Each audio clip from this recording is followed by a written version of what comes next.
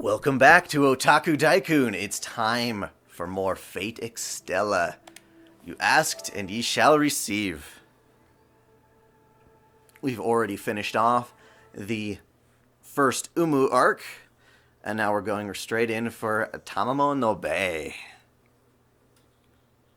Marvelous.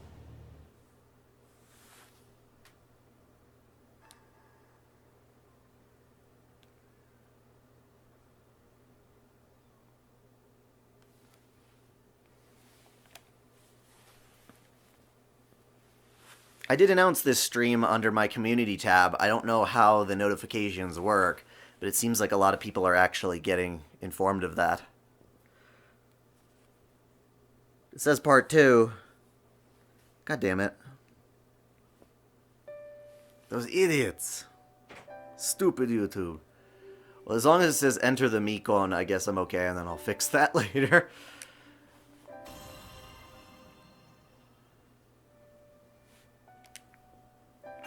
Hello.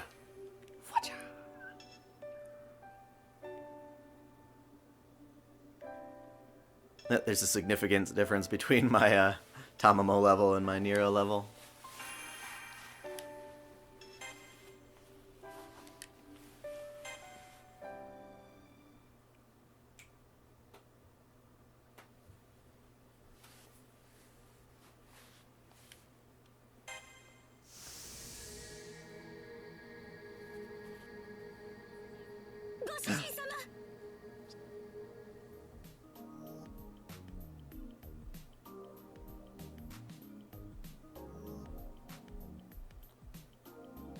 On and on it went.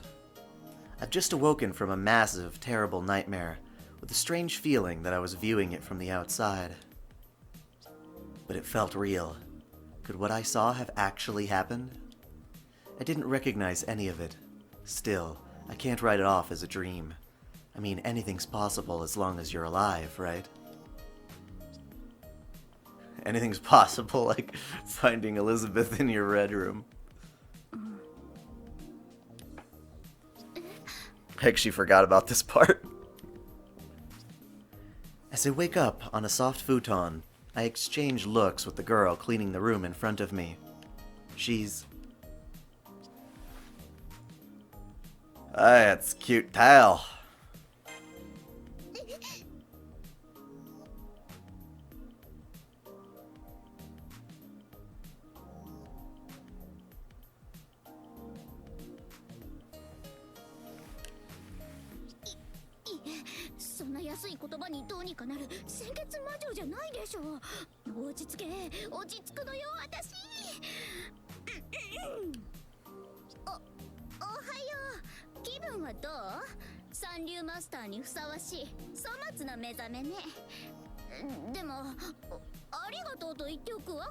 Squirrel.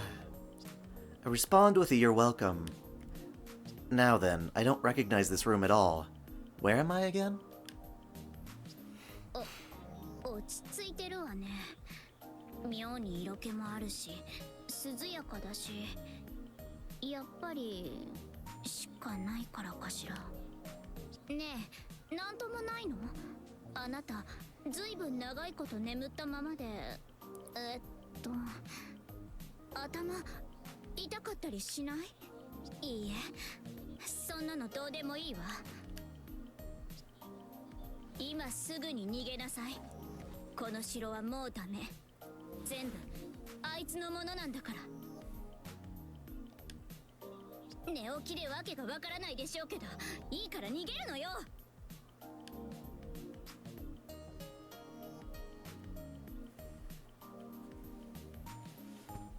She's anxious for some reason. It's weird and confusing. Why should I leave when there's this soft, comfy bed right here? But she's being extremely insistent. She must have a good reason. Seriously, where am I? Well, at least I know who I am. My name is Sarah Ezekiah. I'm the master of... someone, and I think I won something called the Holy Grail War. But this place...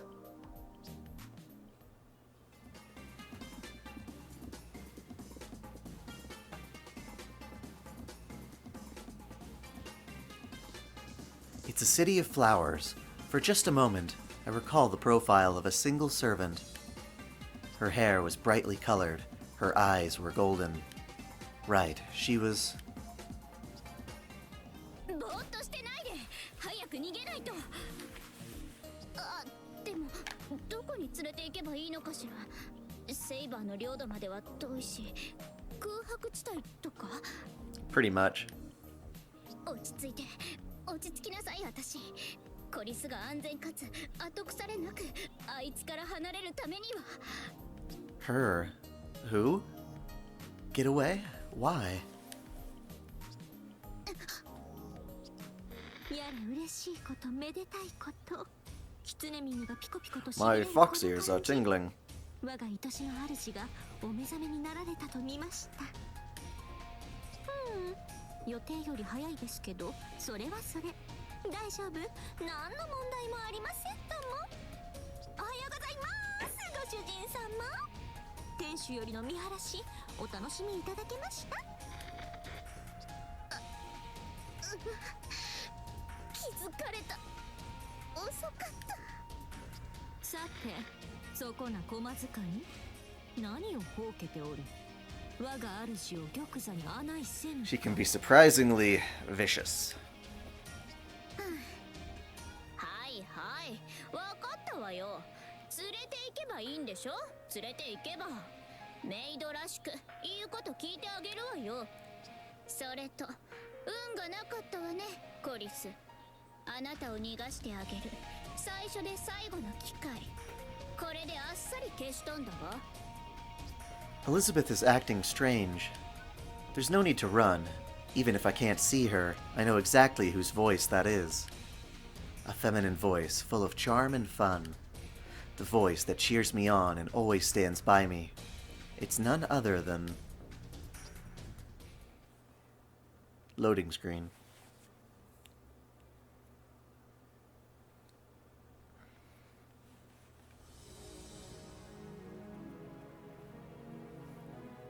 Oh yeah. That's how you really hang out on a throne. よくぞ来た人間。強胆だが愚かも愚か。命知らずにも程があろう。貴様なぞこの玉座に落ちた糸くずのようなもの。わらわの機嫌。 Man, Tamo, you can really be a bitch. 命じゃ。まことあまりに切ない拙い味気ない。これでは食前の酒にもならぬ。ムーンセルを制したというからもう少し大きなものを期待していたのだがな。 The woman reclines on a throne that's unmistakably a bed. She gives the room a feeling of languid decadence, as if she could be smoking a pipe with her hand to her forehead. But all that aside... Yeah, don't go smoking on me.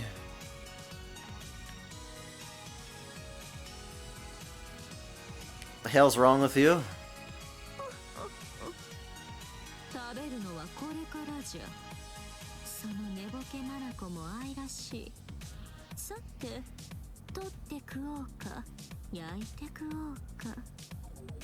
わらわの辛抱もいい加減声がつく。っていうか、待たされた分驚かそうと一芝居を打ったのですが、なんか効果が薄いんで取りやめます。 Nice try.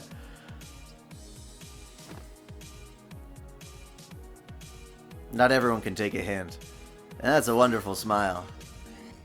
ようやくお目覚めいただけましたね。私、この日、この時を一日先週の思いでお待ちしておりました。どうかご機嫌麗しく。近くば寄って目にも見よ。遠から物は音にも聞け。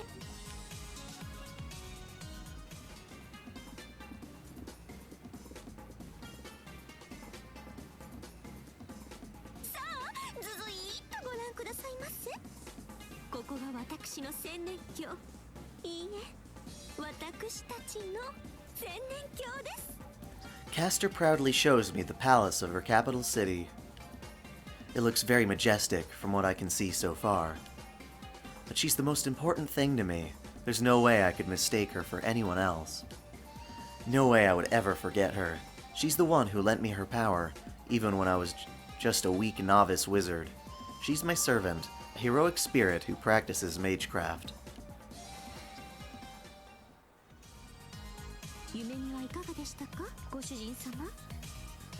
Oh, that's interesting. I watched Tsubasa, but I didn't have any interest in Triple X Holic.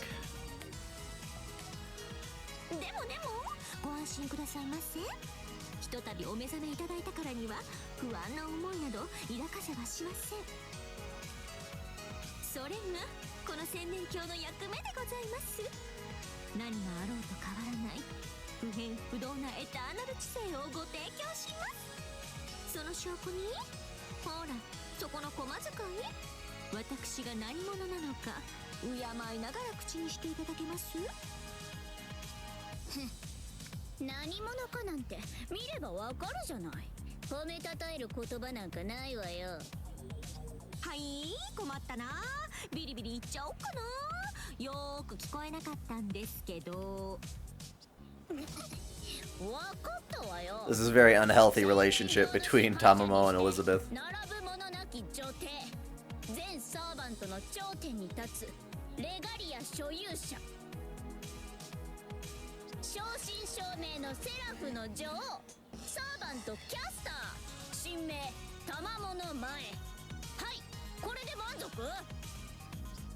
Queen of the Seraph, wielder of the regalia. That's all news to me, but I do get the message. Anything's possible as long as you're alive. So sure, she could be the queen.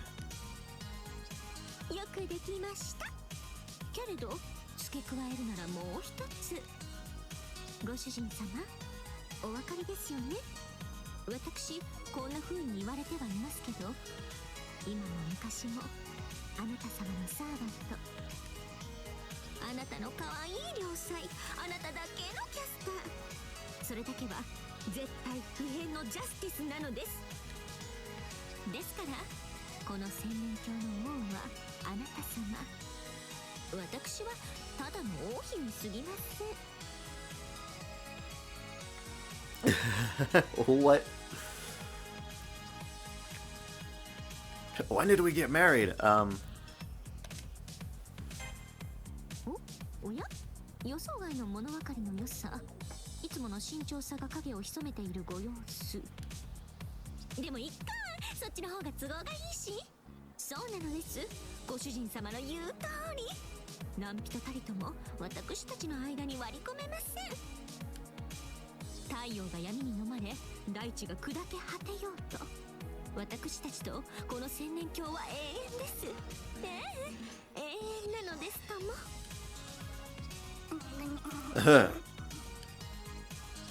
Yeah, she may have a bit of a dark streak, but Castor's still elegant, lovable, and boisterous.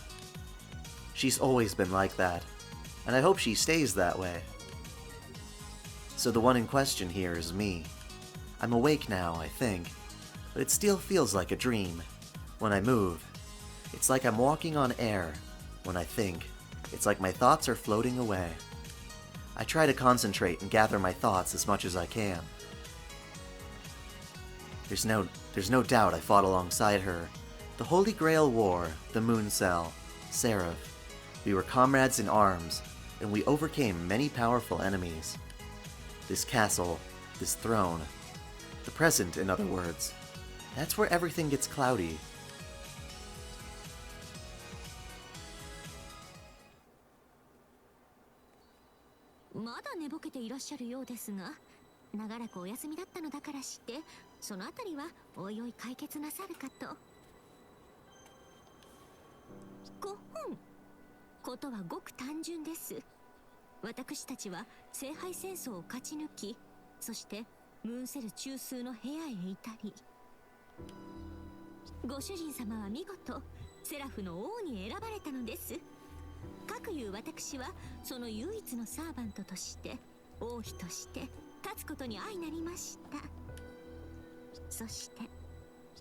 God damn it.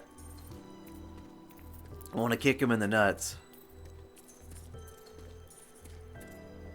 実に見事な手際であったと言えましょう。セラフの大半をあなた方は支配した。この千年教とい He う帝 doesn't 国は stop talking. 規模からすれば大帝国と呼ぶべきでしょうか。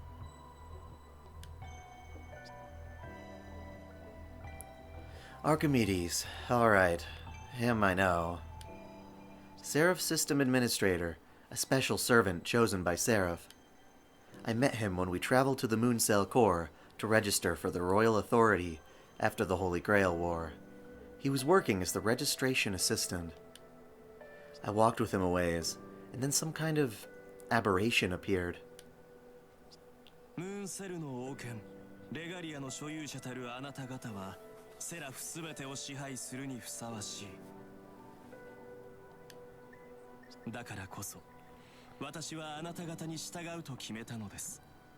王と王妃よ。英霊アルキメデス、貴様の忠義、わらわはことのほか満足じゃ。眠りへ落ちた王を連れて城へと至った忠義、実にあっぱれ。その後の働きも目覚ましい。だがわらわの許しなく口を挟むとは何事か。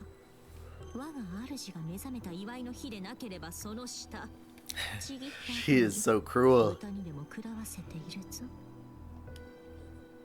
失礼ですがお許しいただきたい王妃。私はシステム管理者としてセラフ全土の危機を見逃すわけにはいきません。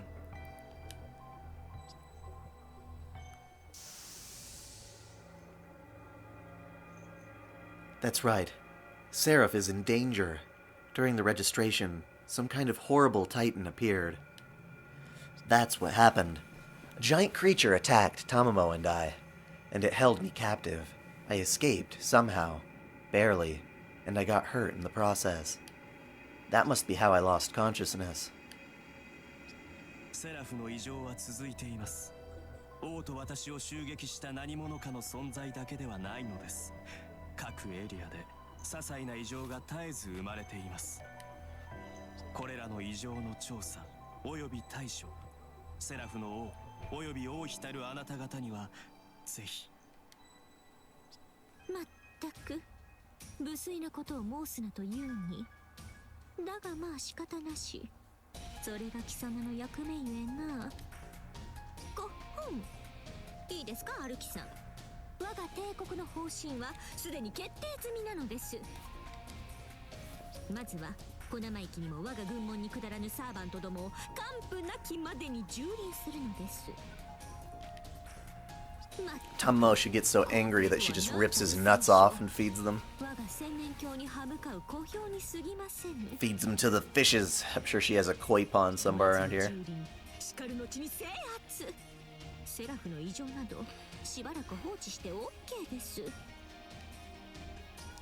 So Castor's first priority is expanding her territory. She seems angry about it. Maybe she doesn't like it when other people are outside of her control. ご主人様にはご理解いただけますよね。私の方針。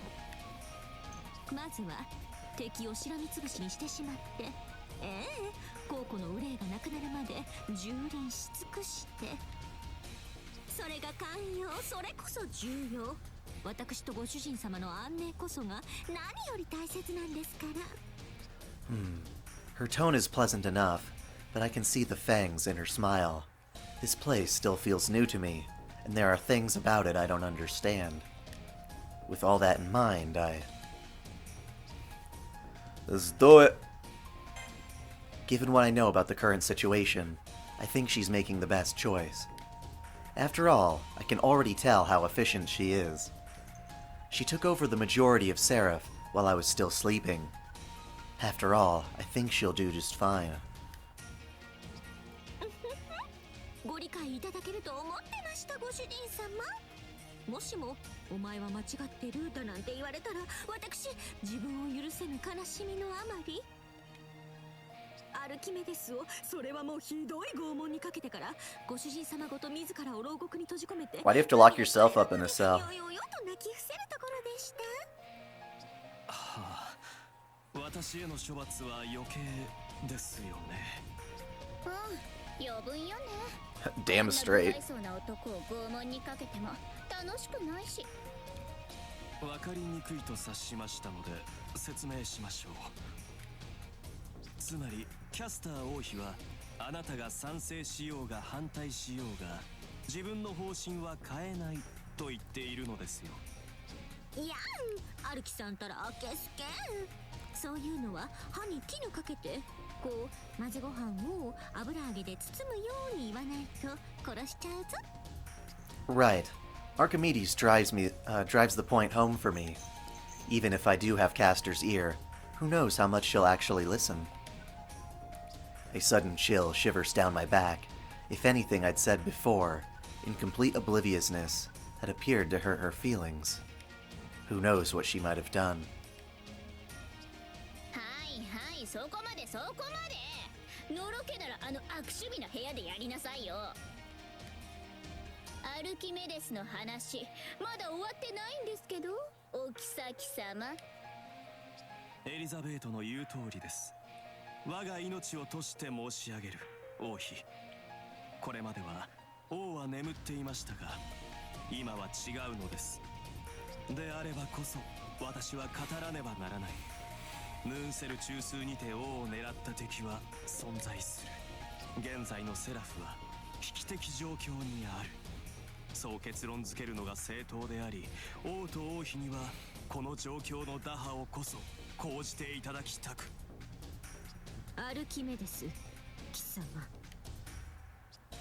Castor's eyes burn brightly. This isn't good. She's in a genuine rage now. She's ready to blast Archimedes right in the face. I touch Castor's hand to try and calm her. Archimedes does have a point. More than one point, actually. むむむ。ご主人様がそうおっしゃるんなら私も矛を収めましょう。ようございます。仮にセラフそのものに未曾有の危機が迫っているといたしましょう。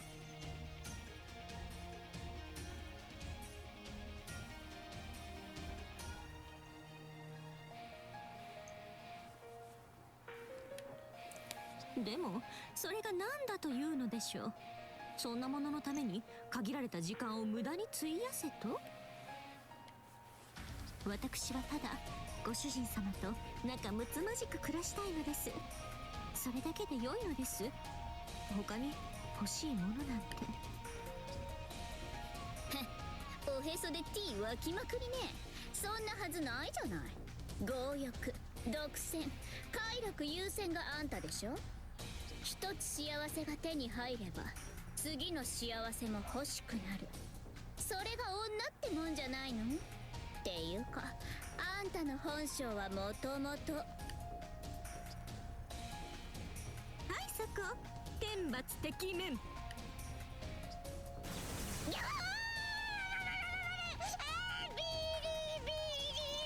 リビリズ。ビリビリ。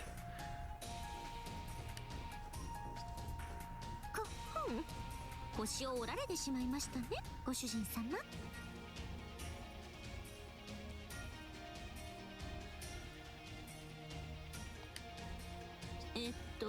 そう、私はあなた様と仲睦まじく暮らしたい。それも怪しくも楽しい高級的な大ハイライフを。国をすべ Yeah, I'm quite fond of this game as well. I'm very glad that we have a Fate Musou game. めくるめく刺激的な生活を。これが私の望み、私の願い。千年の都で果たされることすべて。他のことなぞ、それこそ笹の船のようなもの。正直な話、セラフに住む生命体がどうなろうと、私にはどうでもよいことなのです。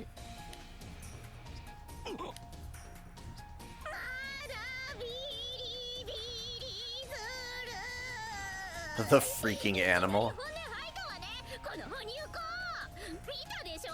これがこいつの本性よ。ドン引きよね。ドン引きでしょ。この際だからはっきり言ってやればいい。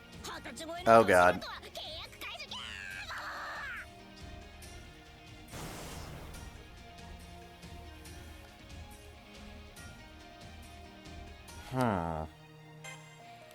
Elizabeth has a point, but I can't agree. Castor's always been upfront with me about who she is and what she is, even though it's hard for her to talk about now. Castor, her true name is Tamamo no Mae. She's an anti-heroic spirit, not meant to be a protector of the people, but rather an antagonist for them. Someone the hero of the story is destined to defeat. She told me that herself, even though she knew it might cause me to break my contract. She doesn't scare me, she makes me happy. She puts me above the world. She cares more about me than she does all the rest of Seraph. So that makes everything clear to me. In my capacity as a master, I should do everything in my power to fulfill Castor's wishes.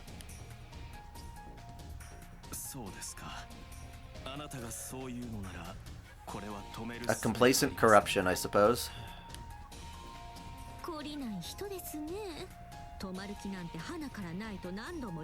Whatever, I do what I want. それもこれにて落着ですが、それではご主人様、王の務めを果たしに参りましょう。実はですね、タイムリーなことに我が居城に忍び込んだ不埒なくせ者が約1匹。いい機会なので祝杯代わりに懲らしめてやるとしましょう。侵入者、もしやそれは皇帝の手のもの。アサシン。Oh yeah, we still haven't met your crew. 施設侵入は彼らの得意分野です。この城の防犯はザルですから。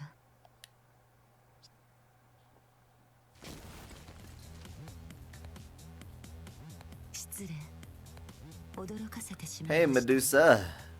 キャスター、あなたのマスターですが、自己紹介をしてよいでしょうか。いいえ、それには及びません。ご主人様、 She's a ninja. の市のようにシュタッと現れたのはライダーのメドゥーサさん。ソロサーバントとして暴れていた方ですが、ちょいとお茶に誘って一昼夜お話ししたら意気投合と申しましょうか。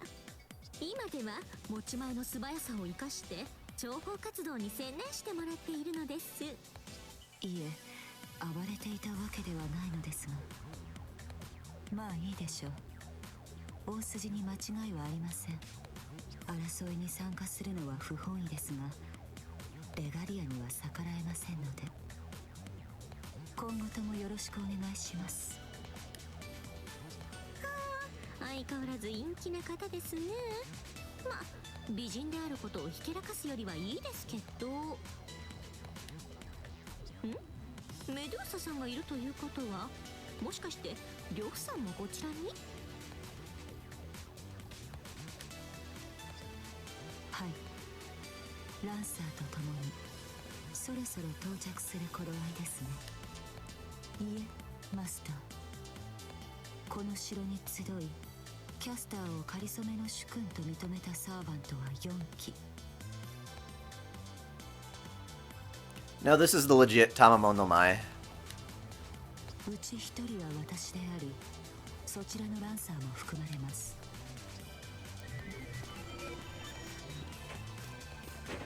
You got Lu Boo, damn it.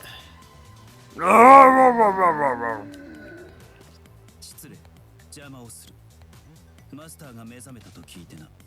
遅ればせながら挨拶に参上した。次から次へと世話しない。侵入者を放って王の尊厳を廃しに来るとは、皆さん危機感が足りないようですね。ですがこれも良い機会に前向きシンキングいたしましょう。ご紹介。これなるは我が配下なる This is just how Tamamo is, though. 精鋭揃いのソロサーバントにございます。まあ若干1名戦闘では使えない、トイレ掃除もできない、料理も下手な極つぶしがいるんですけど。できるわよ、戦闘も掃除も料理も。っていうか、私を戦場に出させないのはあんたの采配じゃない。はいはい、さっきからキャンキャンうるさいのがラン。いいえ、あざといパジャマメイデンです。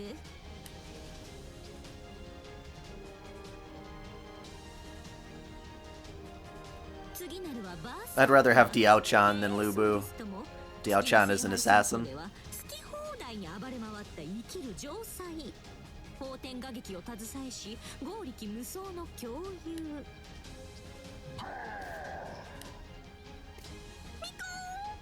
元気いっぱいの反応頼もしいんですけど、驚きますね。あのですね、呂布さん。 Well, you're right about that Sun God trio. That would actually be really interesting. 忠誠を示してくれるのは嬉しいんですけど。 Seems like Lancer has a thing for Umu, though. はいはい、ストップ。もう結構です。ああ、ご主人様 She's like, chill out, man. これがバーサーカークラスの特徴です。理性なき強戦士ですが、その実力は折り紙付き。なおかつ神明、呂布宝泉ともなれば、それはもう私のスカウトなど滋賀にもかけぬと思いましたが、これこのようにあっさり帝国の将軍を引き受けてくださったのです。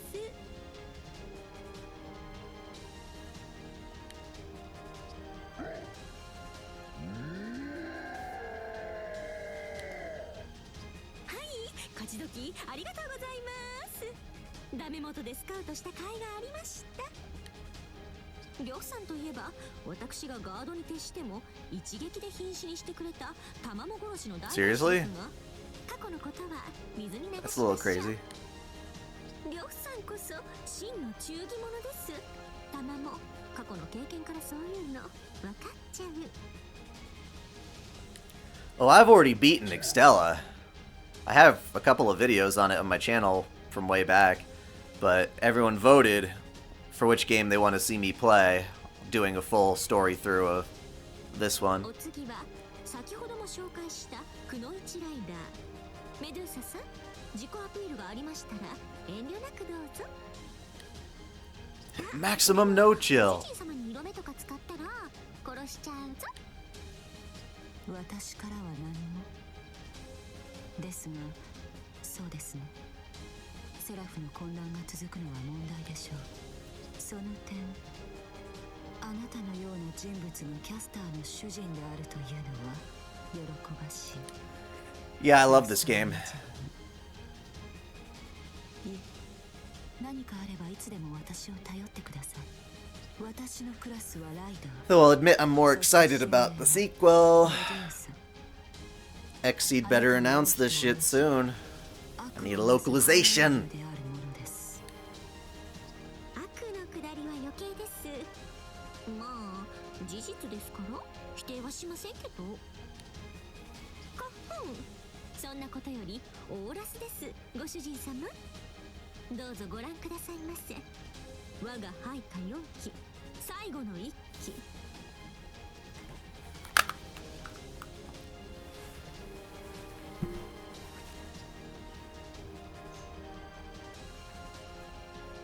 クラスはランサー。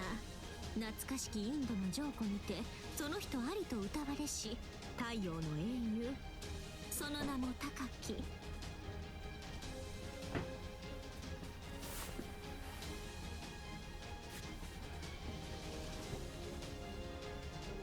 カルナさんです。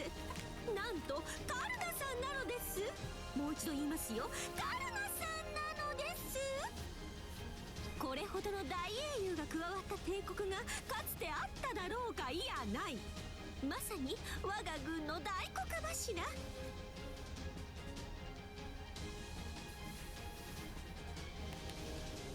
カルナさんはですね、ムーンセルによって召喚された後、私の熱い説得を受けて快く加わってくださったのです。同じ太陽属性、忠義属性のよしみと言いますか、私のあふれる魅力がそうさせると言いますか。はい、ご心配なく、私はご主人様一筋ですから。AI 仕掛けとはわけが違いますよ。これぞ我が4機、我が軍団の力。 Our 4 servants all stand in a row. I have never seen a servant following another servant, especially not the likes of Berserka or Karna. But here they are, formed up in front of me. Are all of them really devoting their loyalty to Castor? I don't think I'll know for sure until I talk to them individually. 彼らの力も当然ながら用いまして、それでは改めて我らがアイノス、もとい王城に紛れ込んだクセ者一匹、プチッと潰して始末して。 Well, thankfully, no. Exceed has a good relationship with Marvelous Entertainment, or whatever you call it, AQL, I think. But they also do the Senran Kagura games, and if those can fight their way through, there should be no issue here. きれいに拭い去ってしまいましょう。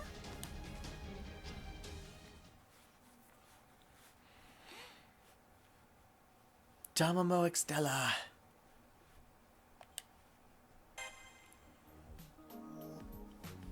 Does that mean we're bathing in sake?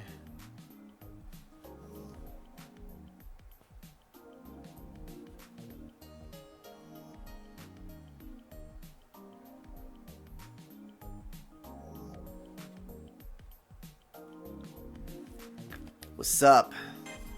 とまあ気合を入れてみましたが、ご主人様はいささか混乱気味のご様子であれば気軽に回復と参りましょう。お気づきかと存じますが、マイルームとは規制から逃れるための仮の名前。その本質はズバリ温泉宿のごとしなのです。その名も人玉物宿。 Yay. このは疲労回復に出陣準備、コードキャスト装備にデータ閲覧に、ご主人様が望むなら夜の会話もバッチコーイ。そんな万能空間がこのマイルームですので、お疲れでしたらご遠慮なさらず、ほんの少しばかりのご休憩をば。それとも1時間だけのレストと言わず1泊レストでも玉も構わないのですけど。I think I'll go with quick break for now. Because I'm kind of stupid. I'm not that tired, and we need to deal with the enemy. But besides that, Castor.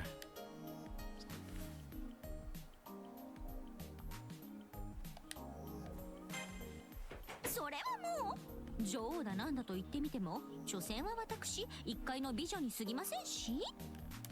Yeah, as long as I get an announcement, I'll be fine waiting. 愛するご主人様と寄り添う以上に大切なものなどございましょうか。 I'm actually afraid that they'll take that much longer on it. How many times do I have to talk to you? 懐かしいものです。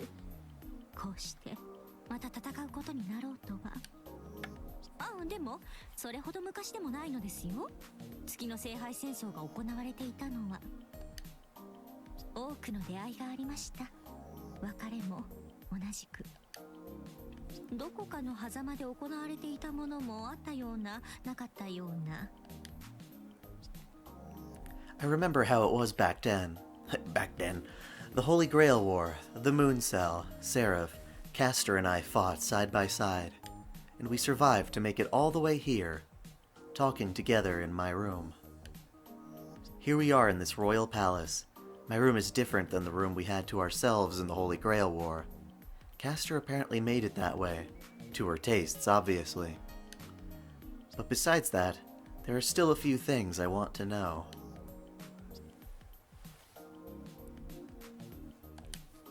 What's up with Elizabeth? それでございますか。あれは私も苦渋の選択なのです。家事のすべても務めてこその良妻ですが、女王家業とは目の回る忙しさ、両立はさすがの私も不可能でした。どうしようと残念無念な玉もちゃんですが、これも女王の務め。国が落ち着くまでは市場は封じねばなりません。 She pushed her feelings away. I try to do the same, sitting there nodding while she throws all this strange information at me. そこへ現れたのがあのトカゲでございます。足元をちょろちょろしているだけならまだ可愛げもありましたが、何やらこううるさく罵倒などしてくる始末。そこで思案いたしました。私は駒使いの一つも Oh gosh. トカゲはここらで教育的指導の一つも必須。Castor is harsh when she talks about Elizabeth. I don't think it's out of contempt, but out of tough love, maybe? I have to ask, though, is Castor skilled enough at witchcraft to forcefully control another servant? そこはそれ。レガリアあればこそでございますとも。すなわちはご主人様のおかげでもありますね。聖杯戦争を勝ち抜けなければ私がレガリアを得ることもありませんでしたし。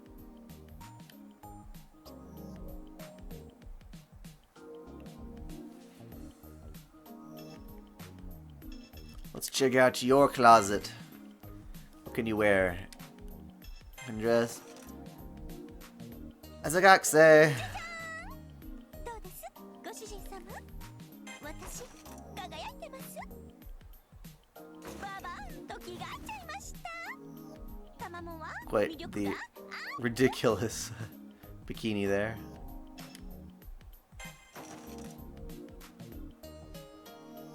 じゃじゃーん。どうです、ご主人様。私輝いてます。ババンと気が合っちゃいました。たまもは魅力がアップ。 I am taking requests on outfits.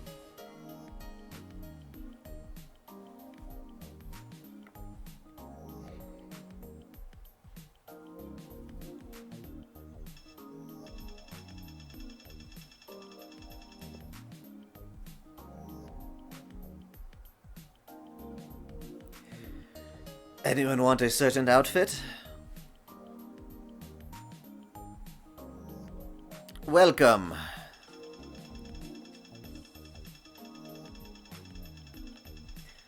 We got one for casual. We got one for the black. We got two for spring. Someone's sticking their tongue out. Sable Mage. Okay, so we're tied. Oh, we're now in Sable Mage's favor. Casual's more cool. I guess we'll just have to do a little bit of both. I'll do Spring Casual this time, and I'll do Sable Mage next battle.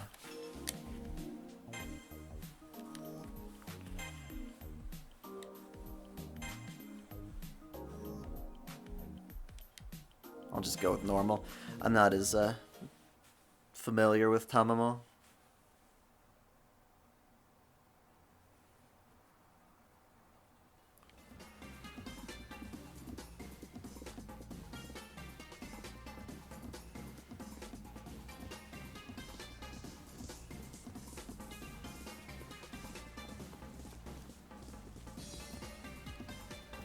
This is unexpected. I'd agreed to enter the battle, but I didn't think Castor would plan to rush right in on her own. I have to ask her to hold back. Castor is Castor. She shouldn't fight toe-to-toe. She's not that kind of servant. She should stay in the castle anyway. As the ruler, she should just send her servants into battle in her place. And she hasn't even mentioned the possibility of parleying with the enemy. She told me about the regalia on her way here. It's the royal authority of Seraph, handed down by the Moon Cell. I don't mind it resting on Castor's hand. After all, nothing is impossible. But the enemy's in a whole different position. How could someone retaliate against this? Kana, it's okay, puppy. Against the sovereign of Seraph, who owns the regalia. We should find that out before charging off into battle. ご主人様、それまさか本気でおっしゃっておられます？よよ、せっかくお目覚めになってから初めてのデートなのに、そんな風におっしゃるなんて。タマもちょっとショックです。省略するとタマもショック。Tama mortified? That's something, alright. When she gets excited, she's quick with a joke. But they're not always good ones. She should stop and take a breath. Now that I think about it, is she really thinking about conquering all of Seraph? By force? By defeating all resistance? Is she right in the head? 直で切りつけられた気分です。愚かであることは自覚しておりますが、私考えなしじゃありません。訂正を求む。I hope she's thought it through. I have more to say, but we should definitely withdraw to the throne room first. The enemy is an assassin servant. If we come into direct combat, she'll be at a disadvantage. As a master, her well-being is my responsibility. もう大前自弱。儚くも辛辣なご主人様も魅力的なんですけど。それはそれ、これはこれ。これ以上聞き分けのないことを言うのでしたら。Yeah, Exceed always does a good job. Although, I guess it's not their fault, but maybe just because it was a bad game. I really don't like what they did with Akiba's Beat. That game is just not very good. I don't quite blame them, per se. 力ずくで、無理やりにでも私のそばにいていただくほかありませんね。さあ、いらっしゃいまし。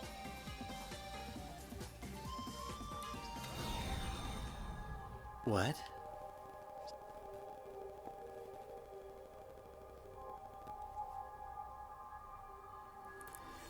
You didn't miss something if you've been watching all of my Extella live streams. We finished the Nero arc and we're starting the Tamamo one. What is this? 聞こえますか、ご主人様。私のレガリアの中にいらっしゃいますね。Yeah, I was really disappointed. The main character pissed me off. He's such a loser. Screwing over his friends, sleeping in all the time. Like, even if you're a reclusive person, that's still really hard to like a character who's that annoying. I can hear Castor's voice. No, I can see her too. I can even feel the warmth from her body. Not to mention it was trying to be both Persona and Tails at the same time, but kind of failing at both because it just didn't commit really well to having an engaging system.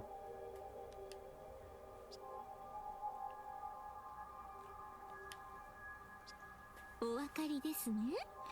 しばらくはそこで妻の働きを見届けてくださいな。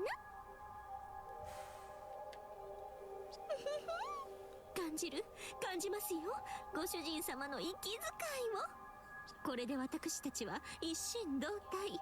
危険な戦闘領域でもあなた様を傷つけずに済みます。でもやれるとは知っていましたが、いざ実際にこうしてみると実に良いものですね。ご主人様がここにいてくれる。私の指に絡みついてぴったりと。Who has the best story? It's hard to say because they all build up to a true ending, and that's the one I like the most. This is a strange feeling. It's not suffocating or cramped, but yes, it's fitting perfectly. Snug and secure. It's as if I'm holding her hand so tightly. 普通に手を握るよりもずっと温かくて緊密で親密で秘密の関係。 The tree is floating. ではご主人様、手に手を取り合って参りましょう。 Woohoo!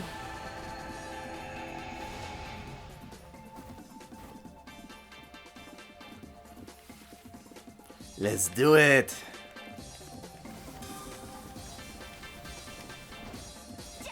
すでに敵襲を受けているセクターがある。防衛に向かってほしい。獲物発見。ディジーにザップにキュートに決めるわ。制圧完了よ。次のコンサートここで披露してもいいのよね。華麗に。まずいな。エリザベートが狙われているようだ。このまま放置すると我が軍の損害は拡大する。敵軍の進行を食い止めてくれ。ガウンよ、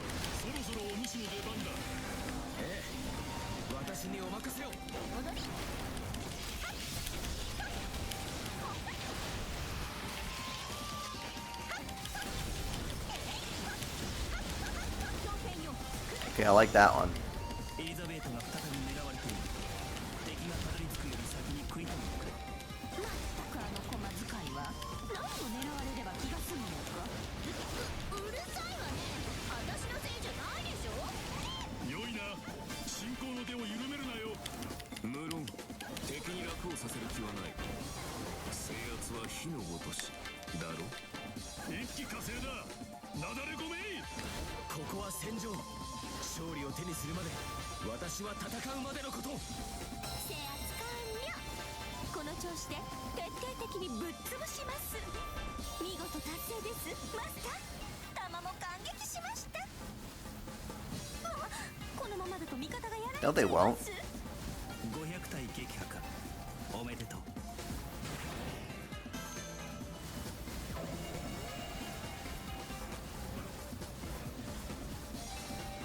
ああ、もう味方がピンチです、ご主人様。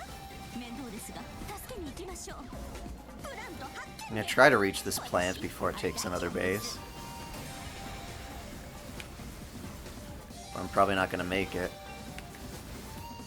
Especially if I keep missing.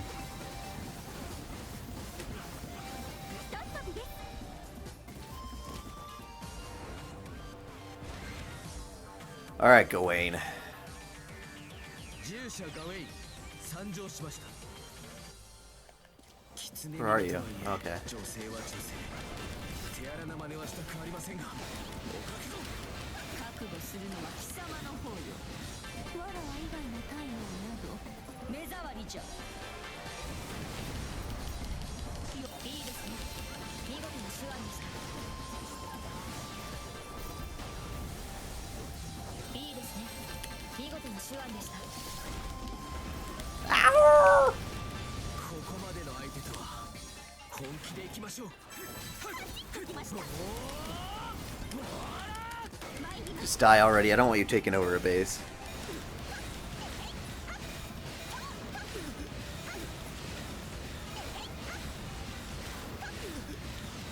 Oh, that does sound really good. I have no idea what the limited edition in the States is going to look like. Obviously, we didn't get the Opie mousepad that was for the Japanese version of Extella.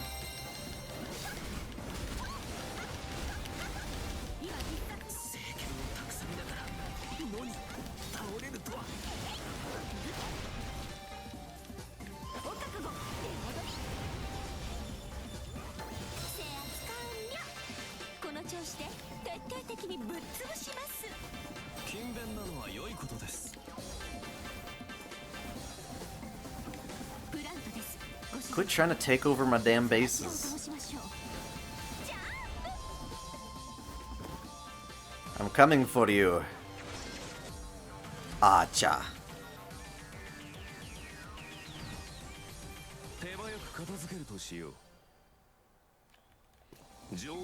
Yeah, this game is definitely not balanced. That's why it works better as a single player than any kind of multiplayer.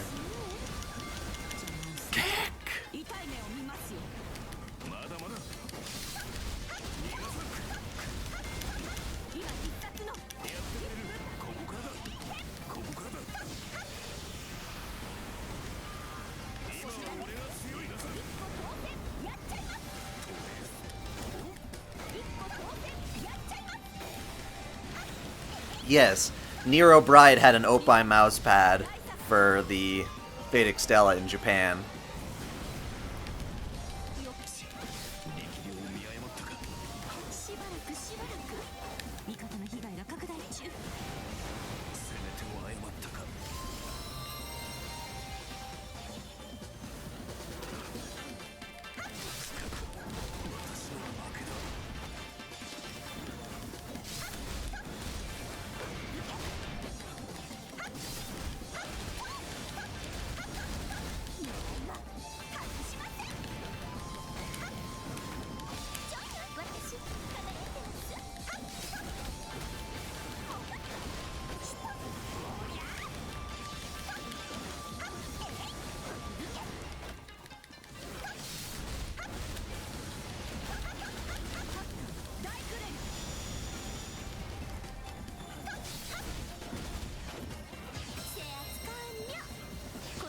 して徹底的にぶっ潰します。ノンストップです。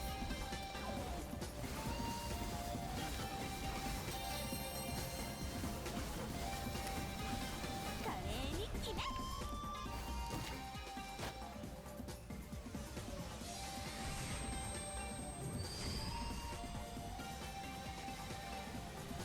I mean, arguably speaking, it wouldn't be cute. Not free, rather. The Opie mousepad came with the limited edition, which means you're paying a lot more for it. 今日を滑る女は違うということか。こうなってはわしが出るしかあるまい。どれ I like her animation. It looks really fun to zip around the place. 姿を見せたなアサシ。あとは彼を倒すだけだ。では力比べ技比べといこう。わしを落胆させるなよ。魔剣士に見せる笑みなどない。後悔させてやろうぞ。ゲロ。 Where'd he go? このままだと味方がやられちゃいます。 Oh, Li Xuan's chasing after me at the other place. Li Xuan, I'm coming after you, you know. 参ります。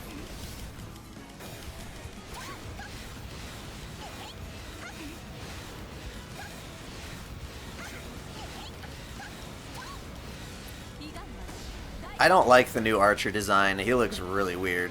Nameless. よく燃えますね。ご主人様。 Oh, whoops. いざ。 Well, it's good we get to see her transform, too. 水、イカズチ。ピレフスがよい、虫けらだ。身の程を知るがよい。 I'm gonna let this spoil so I can use the Noble Phantasm. Look at those tails! Flump, flump, flump, flump.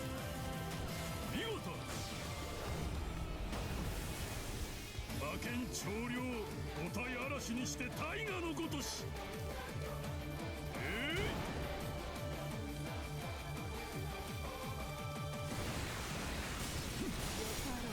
さらばじゃ。本番と申しますか。出雲に神あり、真理確かにたまに息吹を。山河水天にあまたです。これ自在にしてみそぎの証。信奉羽化の鏡なり。八根上来。 Eighthfold blessings! Die! 大日照。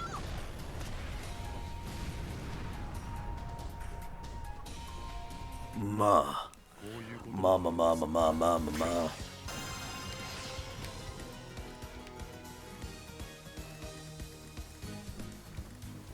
見事。いや、心地の良い時間だった。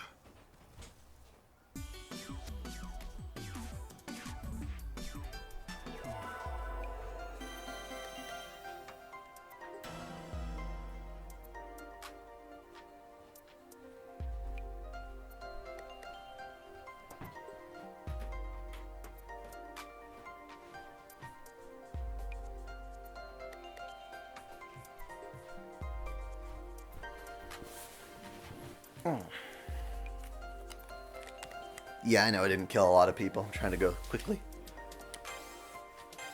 Not quite a speed run, but trying to be efficient for sure. I know I completed Artorias because she said something happened to me. お疲れ様でした。ぞ。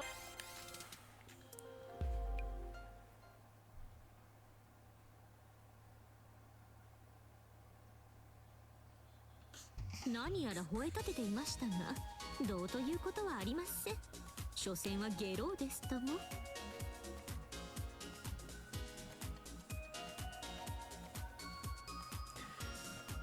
At this point, it's probably possible to find the game on sale pretty well for PS4, but it's also on Steam and Switch, although I like the PS4 version.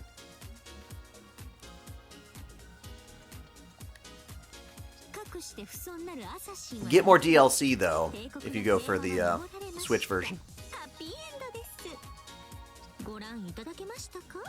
ご主人様、私の中で私の力。 I witnessed every moment of it. A physically frail caster single-handedly fought an assassin and won. No wonder they say that the regalia rules over Seraph. Its power is no joke. いやいや、これこそは私とあなた様の力です。 Speaking of magical girls, my brother purchased Blue Reflection, which is almost like slice of life Sailor Moon-y style RPG, which looks pretty cool, but I've heard it's also drags on quite a bit. Curious as to, if you guys are interested in that as a stream or whatnot. こうして私たちが共にあれば恐れるものなど何もありはしません。さあ、もっと触れてください、ご主人様。もっと私に絡みついて、深く熱くとろけるように。 I'm always willing to do Artoria's stuff, but I also did already. I've got a video doing her entire side story on my channel. Not as a live stream. Tie up caster. I don't know if I could do that, but sometimes I might have to. When I synced up with the regalia, on top of being locked away, I could actually feel wrapping around Caster with my own consciousness. We really were as one. The more I think of wanting to protect her, the more her defensive power increases. やっぱり優しいですね、ご主人様。私はちょっと厳しいモードなので I can do Karna's side story. いいのかもしれません。あなたは優しく、私は厳しく、共にあってセラフのすべてを統治する。いついつまでも穏やかに、永久のさらに先の先まで。いついつまでのとは聞き捨てならんな。それは最後まで全力 Now my extra waifu is my enemy. おやおや、 I've done them all, but I can always do them again. I'll do them by request. But for now, the main story. よもやあのアサシンを倒すとはな。セラフを恐怖で支配せんとする悪辣巫女よ。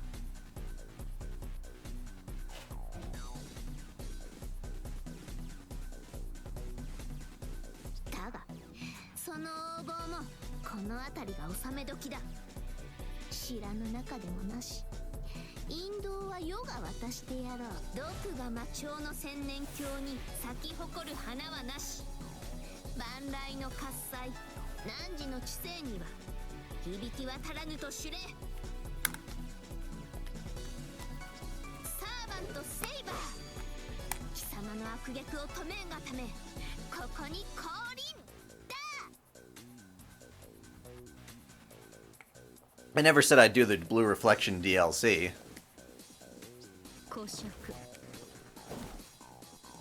Saber? I've seen her before. Her appearance is unmistakable. She's the other servant I fought alongside in the Holy Grail War. なんと、そこはしっかり覚えているとは。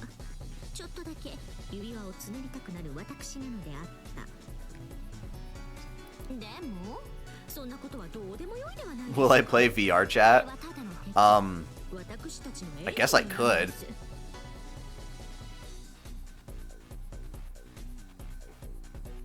I've already played around with it a little bit on my own. というか、最初から私たちは敵同士だったのかもですよ。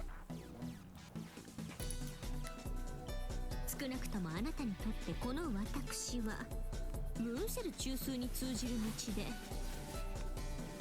Yeah, this is a waifu where you actually have to do the fighting yourself. ドーンと私の背中を押して月の裏側まで落としやがったあなたにとってはねえ。 I haven't seen the DLC. I guess it depends on how good it looks. 世には点でわからぬ。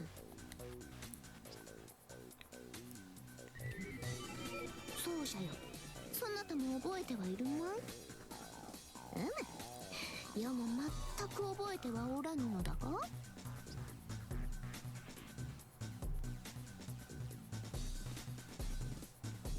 Sarah Ezekiel? No doubt about it. That's me, standing next to the red saber. Same face, same look, even the same breathing pattern. I know nothing is impossible, but still. I ask Castor what's going on. Free-spirited as she seems, Castor's actually very cunning and alert. She has to know what's happening here, if anyone does.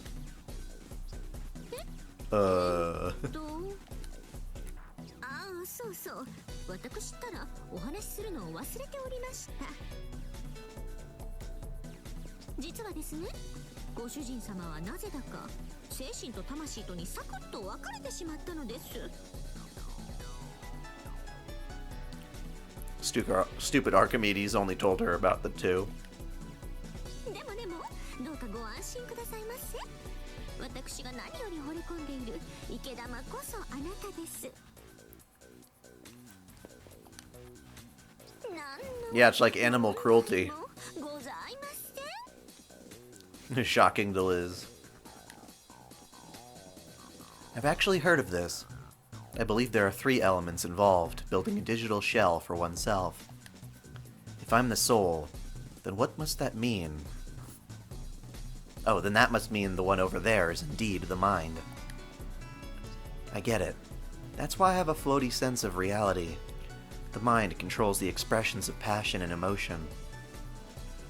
I control the existence of true nature and instinct. これ見よがしにイチャイチャするとは、愛も変わらず脳内ピンク色よな。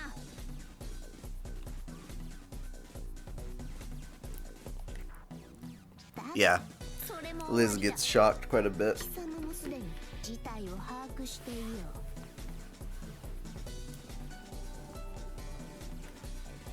千年教だの帝国だのの世まいごとは終わりだ。今は我らが争っている場合ではない。セラフには真の脅威が迫っているのだからな。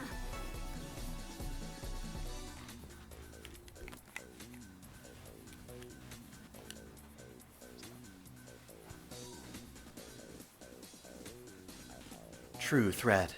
Saber must be talking about that giant monster I saw on the moon cell core. I nod in understanding. I notice the other Sarah Ezekiel gives the same motion.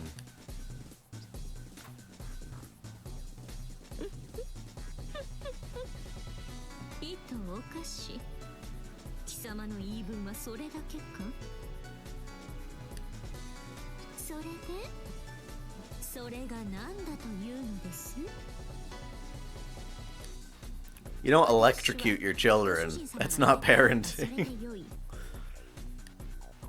いいえ、ご主人様がそばにあることこそが最重要。他のすべては Referring to an old practice from the past as if it was legitimate is like saying, you know, slavery was alright. It's like, no. Just because they used to do it doesn't mean it was smart. Or ethical by any means.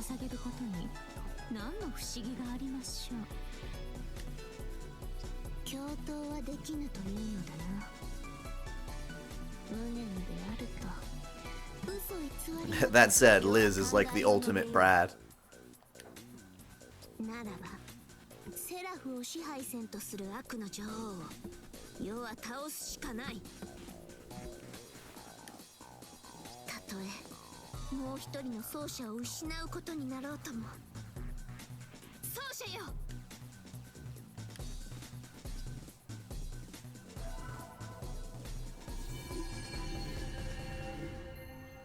もう一つのレガリア。やはりあなたが所有者だったんですね、セイバー。ならば私もこの力を使うのにためらいはいたしませんよ、ご主人様。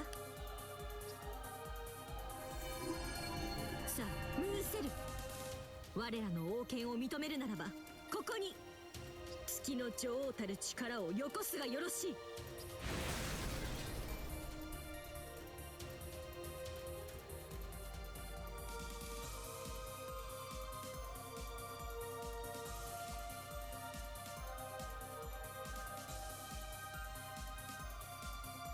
いきなり本気ときたか。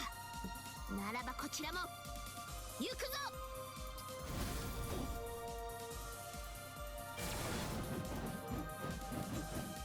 手数はこちらが上でしょう。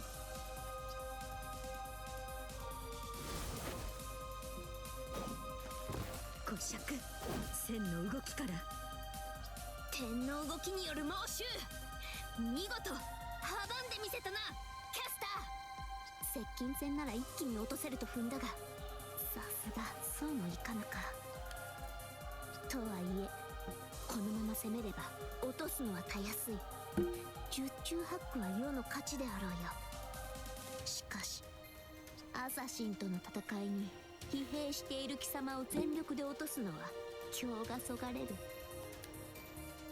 世の格が落ちるというやつだな。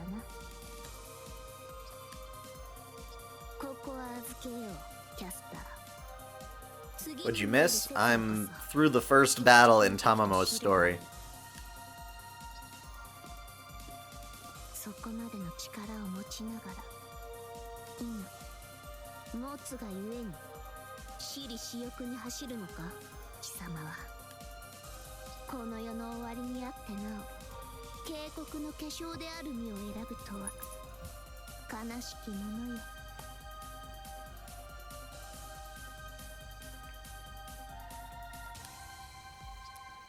Run away! Run away!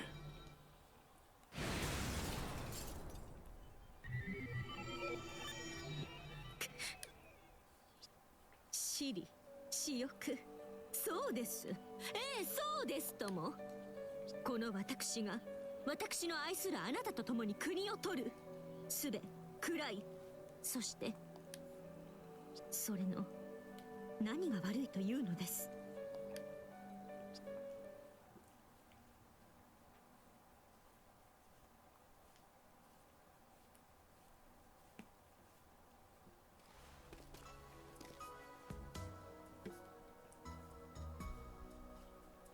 ミコ、申し訳ありませんご主人様。城へ戻って早々なのですが、お先に寝所へ。マイルームで一休みしてまいりますね。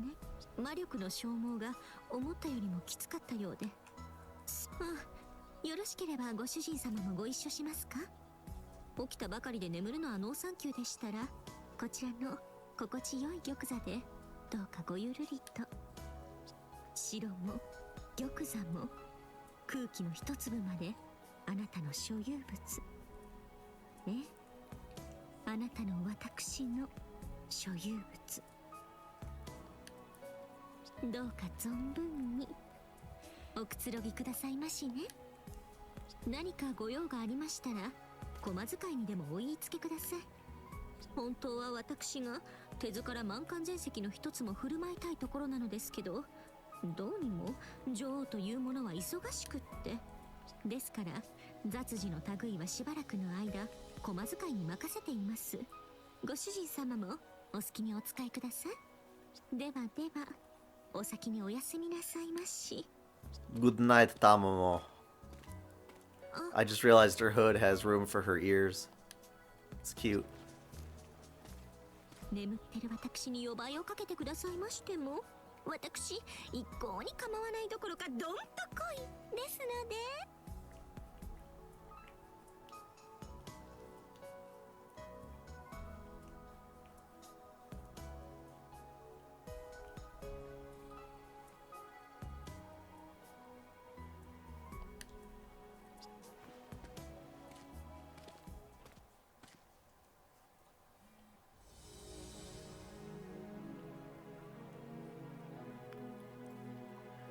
The castle, the throne, and everything else here belongs to me.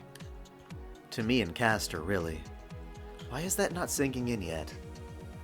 Maybe because everything feels so empty. I would be lying if I said I wasn't tired, even though I slept for so long. Just moving takes a lot out of me. The throne is padded and soft. These fine cushions remind me of Castor's skin. I have to will myself to stay awake at this point. But even so, I have a few things to think about. Castor's words, Saber's words, even Archimedes' words. The unknown threat approaching Seraph. Hello, Liz. Your skirt's fun. 無事に戻ってきてよかったわ。ねえ、キャスターのことちょっとは分かった？あいつやばくない？絶対やばい。やばいしおかしい。前はあそこまでじゃなかったじゃない？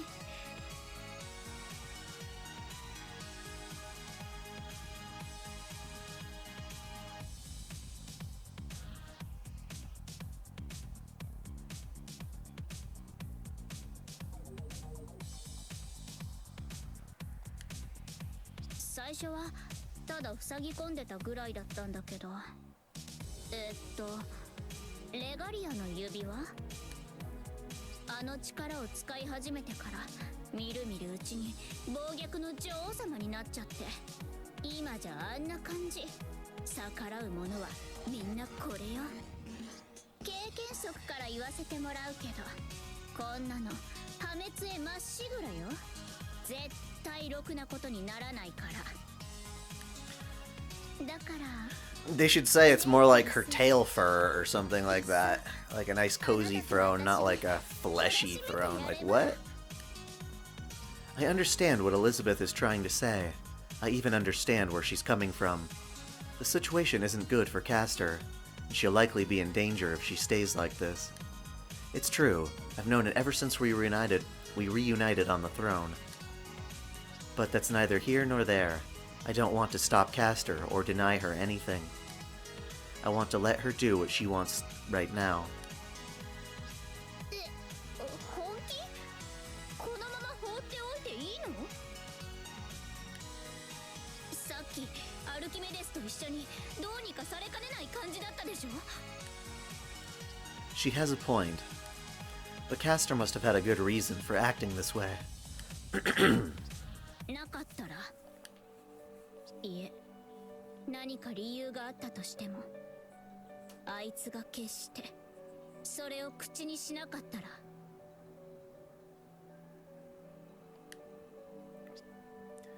That's not possible. Castor always explains everything thoroughly, no matter what. If she ever held anything back, she wouldn't be the Castor I know.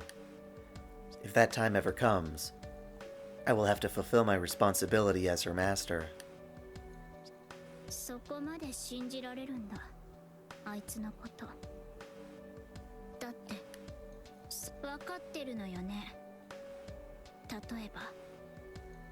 えばよ、サーバントとマスターの契約が切れるような You mean 事 like 態 a に rule でもな breaker? ったら、あなただって下手をすると。 I know. That's why I have to fulfill my responsibility. Castor's sin is my sin. If she disappears, that'll be cause for me to disappear as well. バカみたい。あなた、あいつ以上にあいつを信じてるわよ。コリスのくせに。何なの？そのすごい覚悟。でも She's a cute little squirrel. ちょっとだけ。なんでもない。Ah, I only saw the thumbnails on Sankaku Complex. I haven't been able to watch that episode myself yet, but I shall. 助けてって言っても、もう知らないんだから。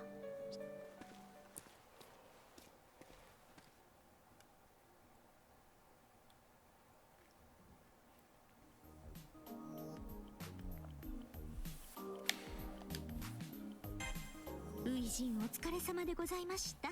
さあゆるりとお休みくださいまし。今こそタマモルームの出番というもの。戦闘のお疲れニコッとすっきりさせてしまいましょう。いいえ、特別なこと何にも。ただここにいるだけで、のんびりこうして語らうだけで自然と心身が回復します。そういう風にできていますので。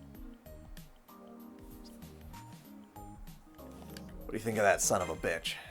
I don't know a thing about Archimedes right now, and my memories are so scattershot that I'm not sure if I ever knew anything about him before.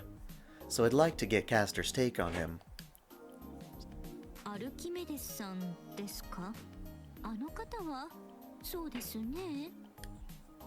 忠実な下僕 For the episode? 振る舞ってはいますね。腹に一物持っているかもしれませんが、そこはそれ持たせたままにしておきますとも。何分あの方だけが知っている情報がそれなりにあるのが現状です。特にレガリアについては顕著かと。逆を言えばそれさえ聞き出してしまえば、あとはどう扱おうと私の自由ですが、まあそのあたりはおいおいと。私も無駄な計りごとは好みません。リミッターを外した玉もに死角なし。何があってもご主人様には害が及ばぬよう細心の注意を払っております。仮にそうですね、あの方が真っ黒であったとしても、それごと食らってみせる力が今の私にはございます。ですのでどうかご安心を。たとえ尻尾の1本や2本が相手でもバクリと平らげてみせましょう。Alrighty. Outfit.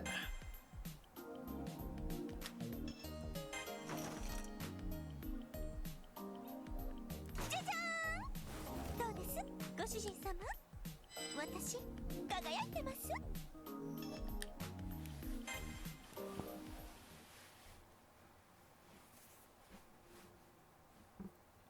Questioning authority. It's what I do best.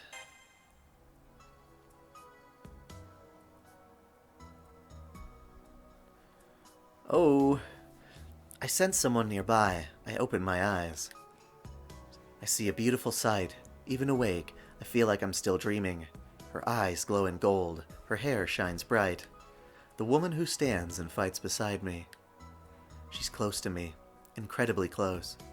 Close enough that our lips are almost touching. Not what I expected to see first thing in the morning, but I guess nothing is impossible. お目覚めですか、ご主人様。もう少しだけお眠りになっていただいても私構いません。これは夢です。その証拠にほら、私も今 I think the hat on her head is a little silly. I don't bother arguing. She lies on top of me, pressing down. She's warm and comfortable, like a blanket. 私、皇帝寮母の守護だってできちゃう系の寝入り寝起きのお世話は得意なサーバントですから。お休みならこのままどうぞごゆっくり。お目覚めもこのままどうぞごゆっくり。すべてはご主人様のお望みのままに。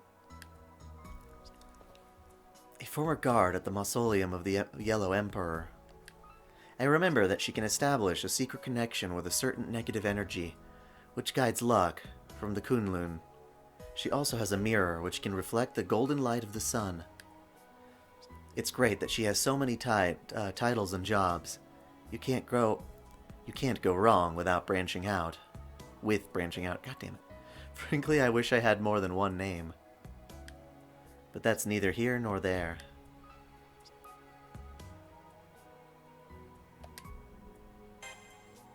起きてしまわれたのですね。残念。でもおはようございます。私の訪れは太陽の訪れであれば、ご主人様がお目覚めになるのも道理というもの。これはつまり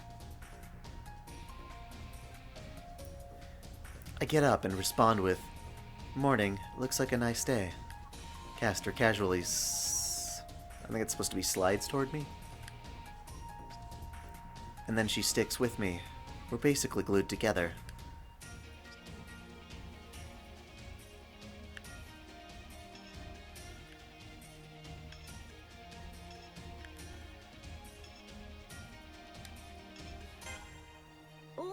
もさ、どうかしているかと問われれば、毎朝毎晩どうにかしているとお答えしましょ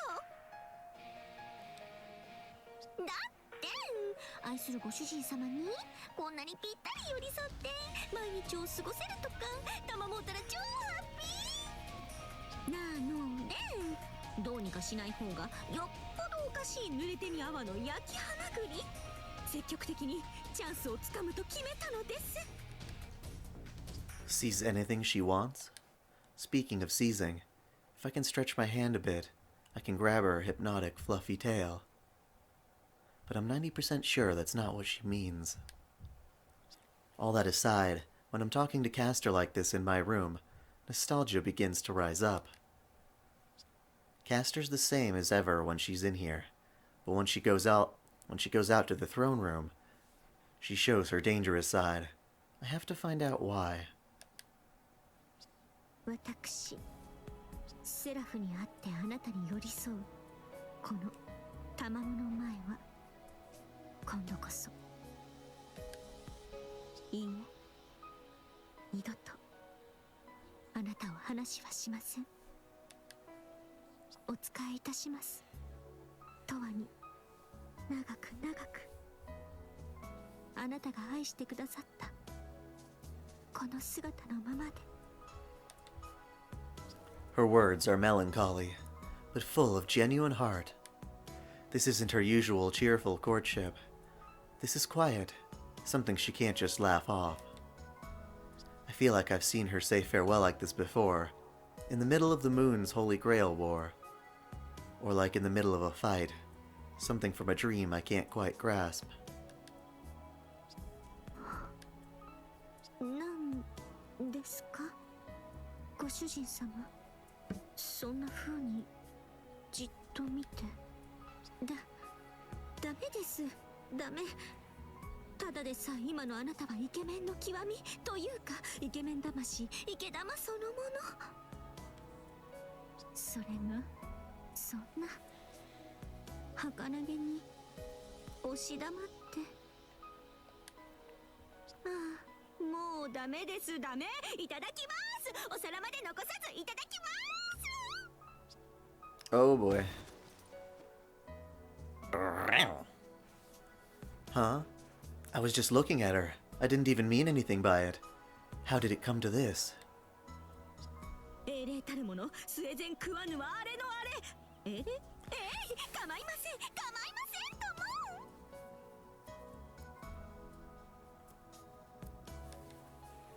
とも。 That or Taiga. 私のもの。それはこの千年教における絶対のルール。ご主人様といえども、今やこの手の中に、いいえ、尻尾の中にあり。 Ah, it's so fluffy.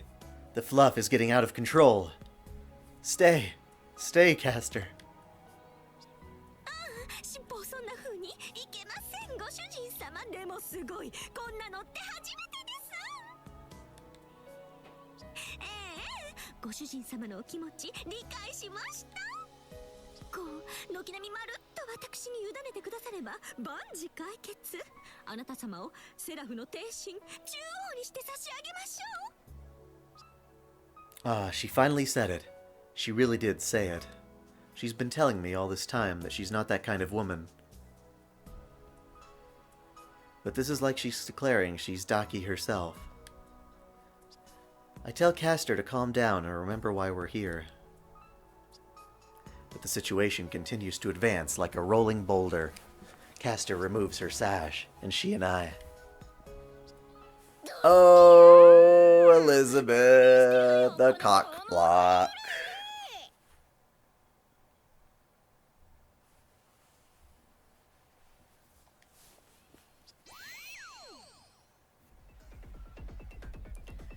珍しく早起きして何かしてるから。へえ、今日の朝食はあんたが作るのねとか思ってたら、なんなのよこれ。呼ばいとか。何オリエンタルファンタスティックな恋に及ぼうとしちゃってるのよ、あぎつね。 And just like that, the boulder stops. Maybe I should thank Elizabeth for saving me. Or was I really in that much danger? Damn you, Elizabeth.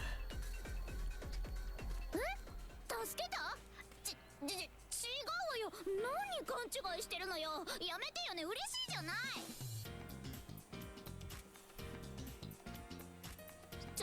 ちょっと用事があったから、カルナから届け物を渡されたから立ち寄っただけよ。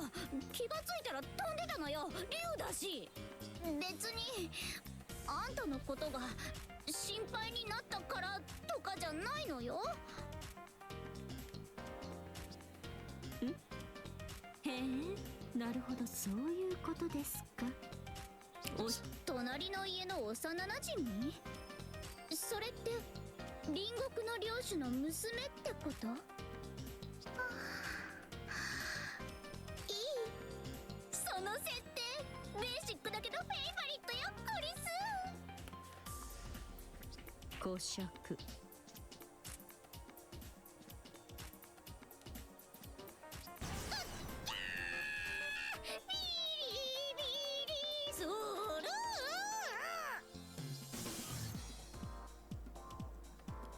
That sort of shock looks just like the effort of an attack. Not sure if it's magecraft or a curse. Probably a curse. Is Castor the one who put that curse on her in the first place? And if so, what about the other servants she has under her? Did she curse them too? To keep them under control? Well, I understand where she's coming from. It's heartless, but it does keep her in control. Still, that shock did seem pretty drastic. I hope Elizabeth's okay. もう死んだわ。今度こそ死んだと思ったわ。私がデミドラじゃなかったら死んでたわ、絶対。ピカチュウ！でもこれ割と癖になるわね。お腹の脂肪もプルプル震えて。Elizabeth, you're like a twig. Okay, looks like there's no need to worry. Castor might have been a little heavy-handed, but Elizabeth's sheer determination can't be stopped. 何がデミドラですか。電撃に耐性があるなんて竜というよりウナギです。電気ウナギと解明なさい。それとしつけに対する感謝の言葉がないですよ。 What about Apocrypha? I like Apocrypha, damn it. I'm working on the lore video of it as we speak. 思っていませんですね。電撃に慣れてきたのなら次は灼熱。この場で焼いてトカゲの黒焼きを作ろうかえ。教育ありがとうございました。お無礼何卒お許しください、王妃様。今日がそがれちゃいました。ご主人様、お先に玉座の前へ行ってますね。 We could pick up where we left off, right? 朝毛は食卓に準備させていますから。 The mood can only be so spoiled if you let it. それではまたごきげんよう。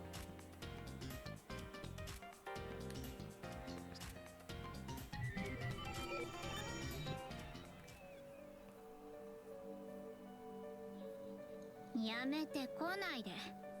今助けられたらそっちの方が何倍も痛いわ。私はこの城の駒使いよ。仕事に専念するから。あなたはあのバカギツネの手綱を握ってなさいよ。その方がセラフのためよ。でも The cutscenes in this game are usually pretty long. その気持ちだけはもらって。 She already shocked Liz.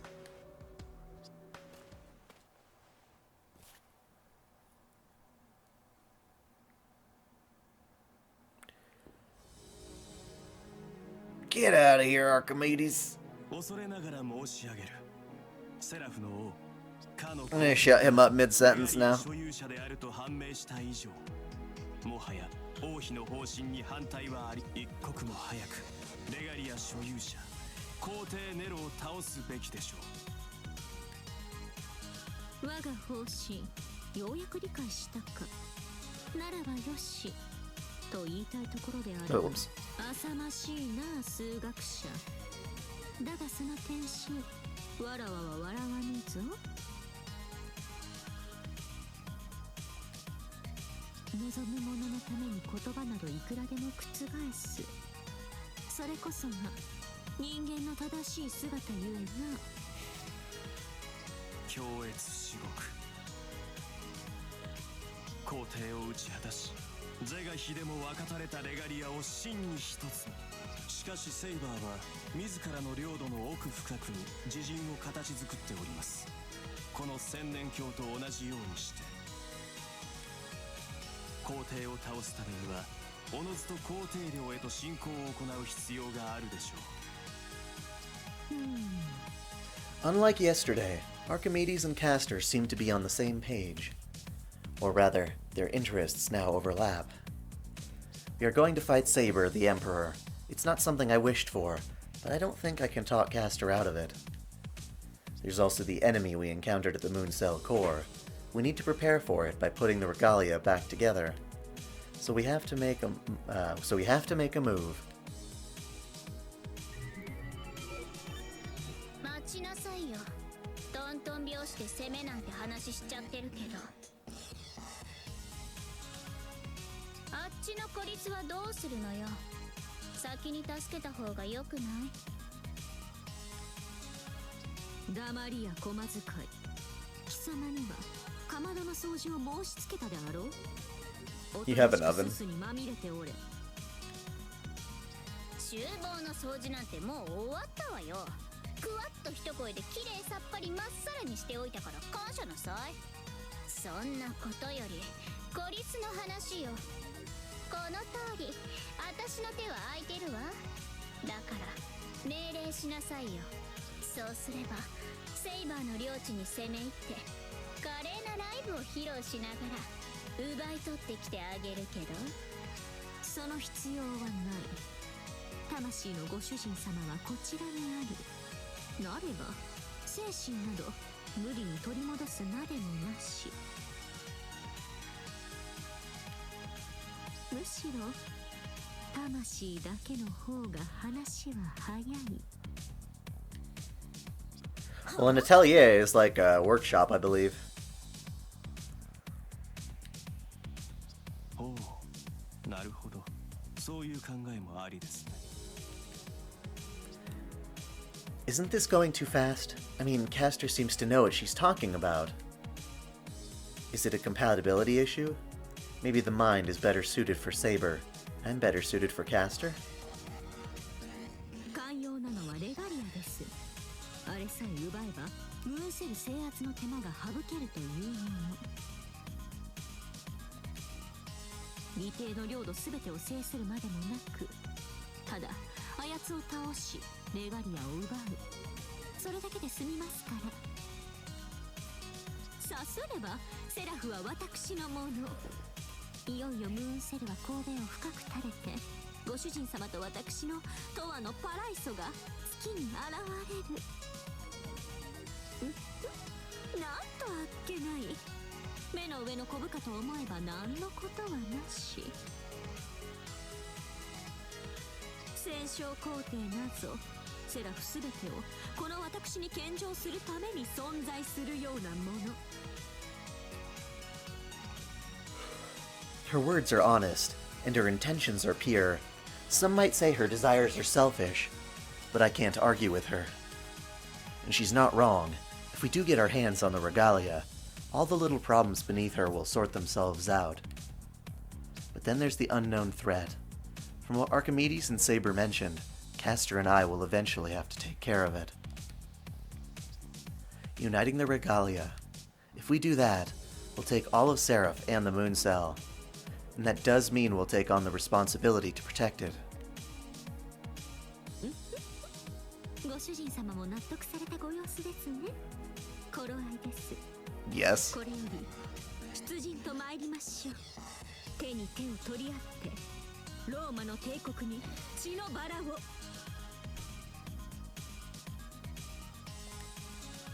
いざ共に参りましょう、ご主人様。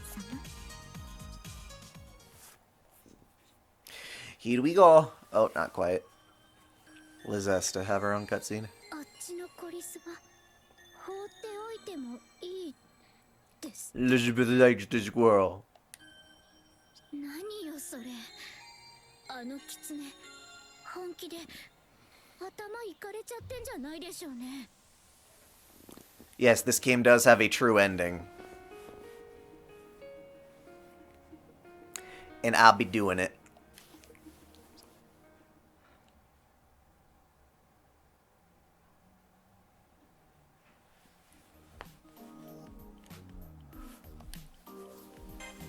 Oh yeah?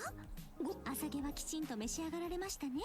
あ、もしやもしや、この私が恋しくていらっしゃる？それでわざわざ水黒い中の私に会いにいらっしゃったとか？それは嬉しゅうございます。 It's true that I came in here for her. I wanted to see her face before the battle. Seeing her on the throne like that made me want to check up on her. So I'm glad she's back to her usual self while she's in here. While she's in here. Also, breakfast was delicious. こちらこそお粗末様でした。もうちゃんと食後のお言葉を伝えてくれるご主人様ったらイケメン。 She really does all she can to be what she thinks of as an ideal woman. そう、ごめんなどとおっしゃることはありません。この部屋は私の部屋ではなく、ご主人様と私の部屋。ご遠慮なんてなさらずに、いつでも DUT を繰り出してくださって構いませんからね。 DUT? というか、今からでも遅くはないと申しますか。ご主人様がお望み You saying get in a quickie before the battle? ひそやかに Sounds 甘や right. かに。 What's a DUT? Should I have asked that question? I figured it was just some nonsense thing to say, but I mentioned it on but I mentioned it on instinct. Question it on instinct. よくぞ聞いてくれました。いやー、その鋭いツッコミ、それでこそ私のご主人様です。では、そんないけずなご主人様に説明しよう。 DUT とは言うまでもなく、ドキドキ、うっかり、トラブルの略である。 Doki doki. Yeah, makes sense. 愛し合う二人が一線を越えそうなドキドキ、図らずとも足とか手を滑らせるうっかり、その気はなくとも既成事実を作るトラボ。そんな偶然を装ったラブラブ展開。いやーん、玉も参っちゃう。でもチャンスだからこのままいっちゃえ的な大胆になれない大和なでしこを目標に変える千年教の特殊ルールでございますとも。そう、つまりはラッキースケブ。 Oh no. Since Tamamo was getting out of control, I grabbed a paper fan and swung at her. Unintentionally. よ、この動じない心、記憶がなくともご主人様はクールでいらっしゃいます。でもそんなところもラブと申しますか。久しぶりのノリツッコミにミコーンと見送れる私なので。 We all know that if this were a doujinshi, they'd be screwing already. To battle!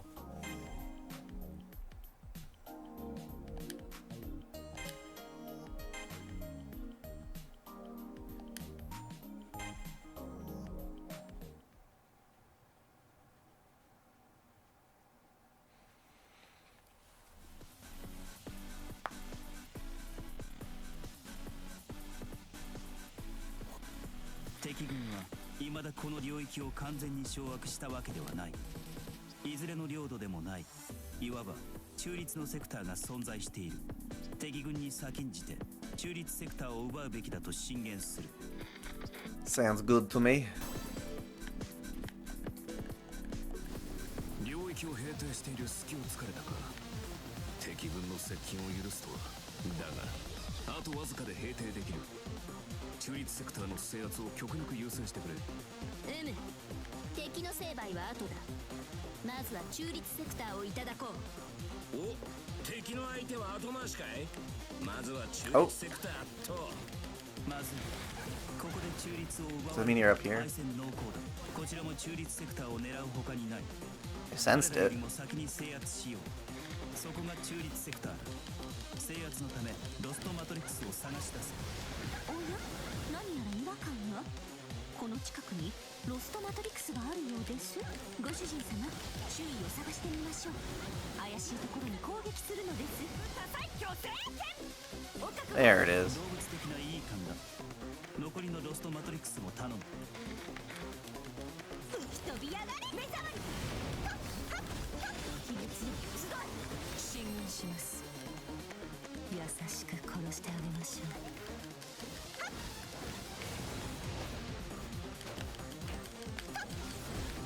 ロストマトリックスを確保した。その調子だ。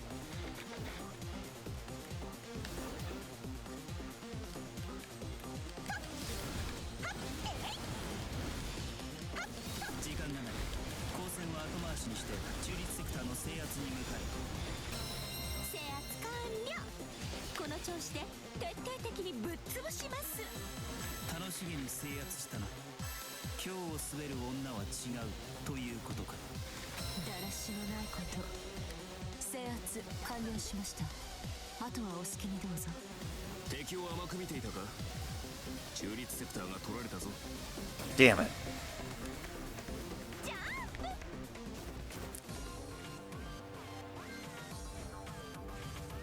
決死の覚悟で来るがいい。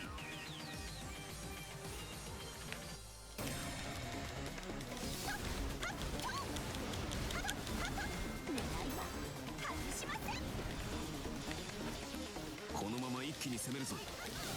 各自戦力の手薄なところから落とせ。任せるがよい。世の華々しき活躍を見よ。おお、言われるまでもねえ。片っ端から攻め落とす。あと少しで敵軍のレジムマトリックスが完成してしまいます。お急ぎを。狐の姉ちゃんか。ここであったからにゃこれ以上進ませねえ。あちらについたのが貴様の不運ね。軽くあしらってやるとしよう。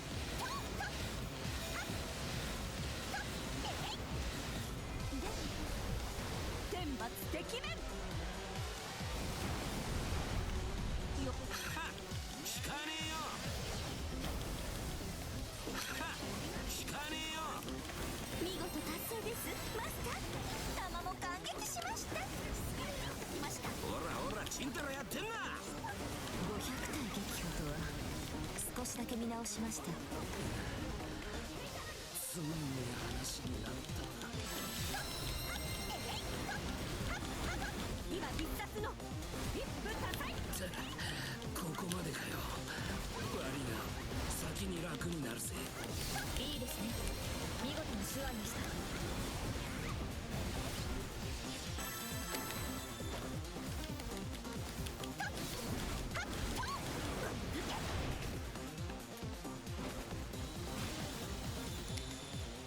制圧完了。この調子で徹底的にぶっ潰します。楽しげに制圧したな。今日を滑る女は違うということか。1000体撃破とは。あ、いえ失礼。思わず見とれてしまうとは。ひとっ飛びです。プラントです。ご主人様、まずはあちらを倒しましょう。で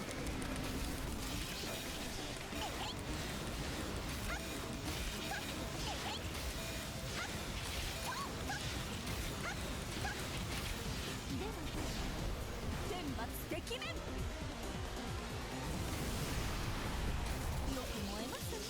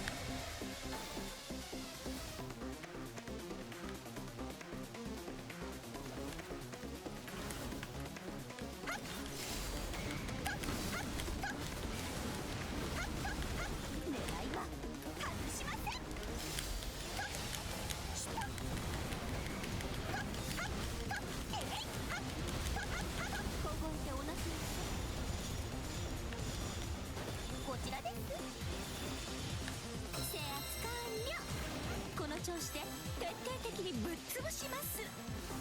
華麗に決めジャンププラント発見で私あれ大嫌いです。一歩当選やっちゃいます。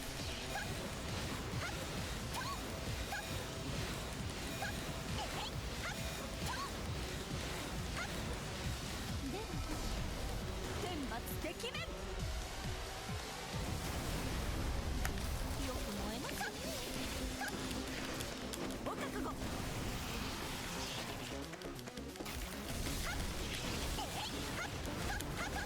今必殺の一夫多妻強制権。強点よ砕け。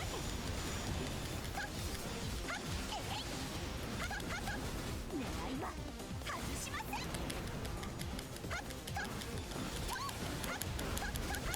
今必殺の一夫多妻強制権。狙いは外しません。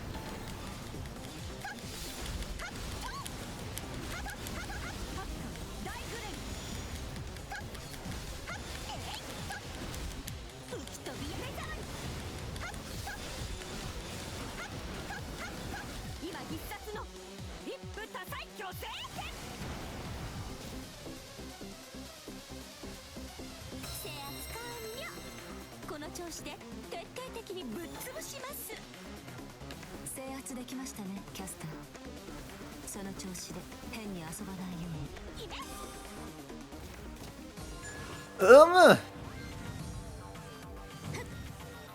ヨガ相手になろう。 Yeah, I'll deal with you later. 手棚悪ぎつね。今日こそ決着をつけてやろう。それはこちらのセリフです。お覚悟を皇帝陛下。中立セクターに侵入したな。どこかにロストマトリックスがあるはずだ。おや何やら違和感が。この近くにロストマトリックスがあるようです。ご主人様、周囲を探してみましょう。怪しいところに攻撃するのです。動物的ないい感だ。残りのロストマトリックスも頼む。動物的ないい感だ。残りのロストマトリックスも頼む。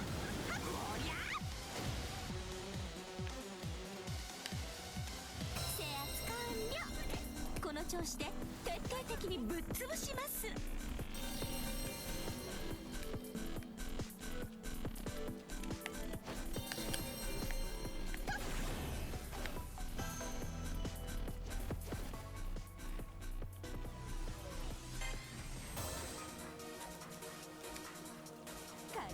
中立セクターを制圧されてしまったか。あちらの軍師も分かっているらしい。アーチャーが出現した。撃破に向かってくれ。決着の時だ。プラントです。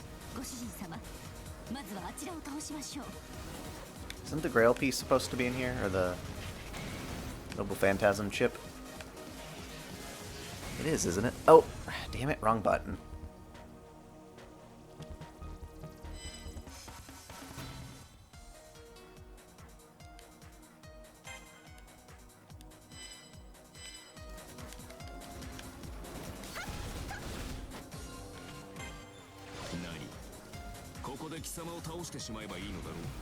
Could have sworn it was in here. 減らぬ口よな、宮兵。無粋極まるわ。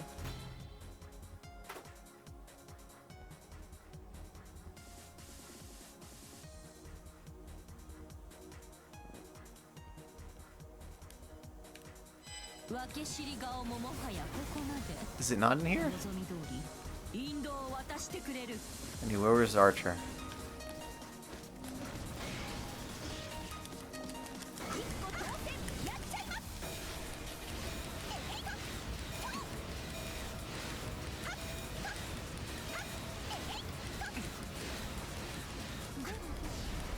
天末てきめん。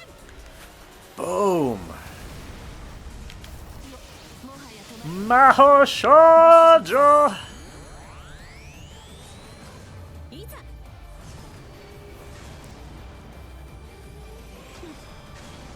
水イカズチ。ひれ伏すがよい虫けらが。もはや止まりませんね。Really? So it disappeared. That sucks. It's okay. Not like I need it for Nameless.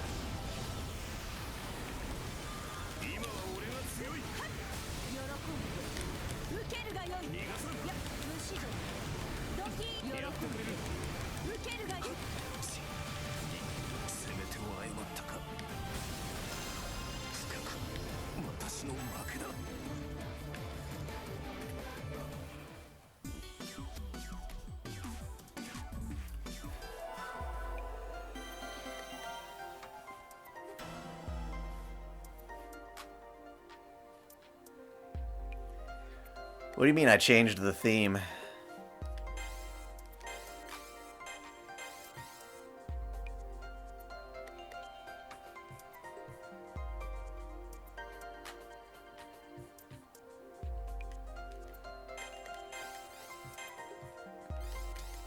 How do I don't know how much I've actually played with Gilgamesh.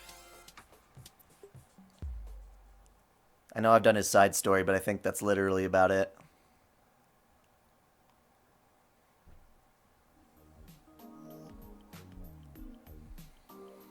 Mikon? Oh, what is it? Ozu.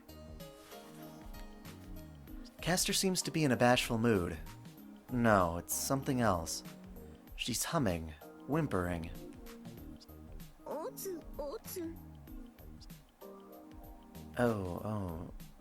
I can hear you, Miss Castor.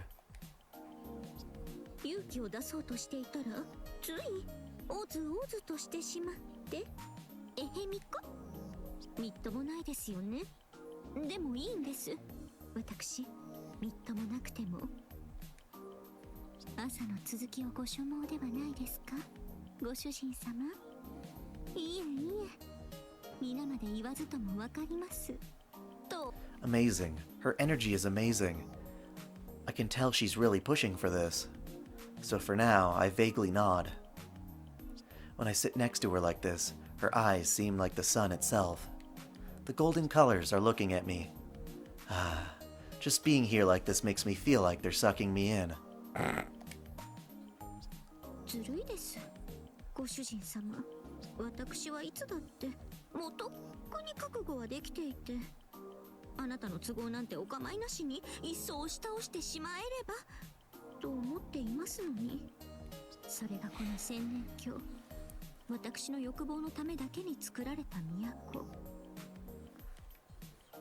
その中心たる城の天守、さらにはとっておきのネアにこうして。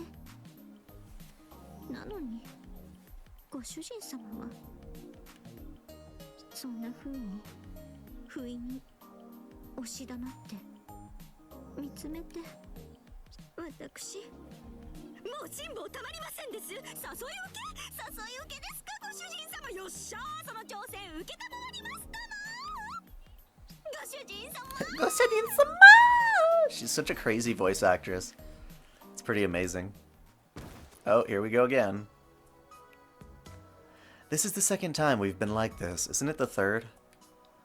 It never works out until the third time. There's going to be some kind of interruption, right? Last time Elizabeth flew in and kicked me, but not this time, and I don't think she's about to. So does that mean the coast is clear? Castor, wait. The moment I try to stop, a feeling builds up, and my body starts shaking. Oh no! Altera cockblock! あなたは私を恐れないのですね。立場は違えど、あなたは私を見つめてくれる。目を伏せず、まっすぐに。It's a maiden in white. She has brown skin, a tall and slender body, and unforgettable red eyes. She has the look of a warrior, no doubt about it.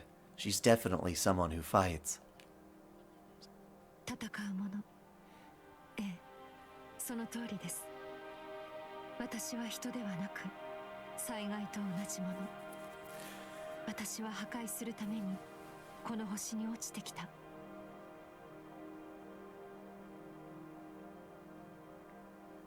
Yes, I want to see CCC translated.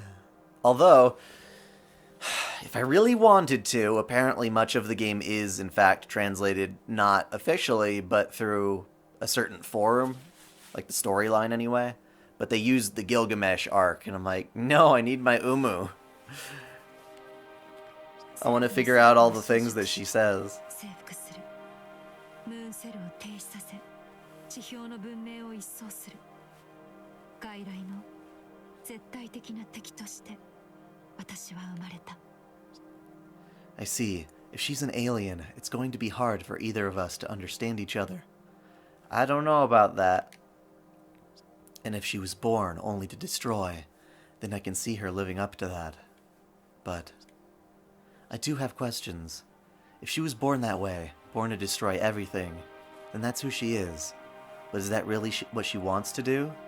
Or does she want to give that up? 理由。私の理由。不思議ですね。同じ姿なのに本質が違う。同じ問いなのに意味合いが異なっている。あなたは私が私のままでいいと言った。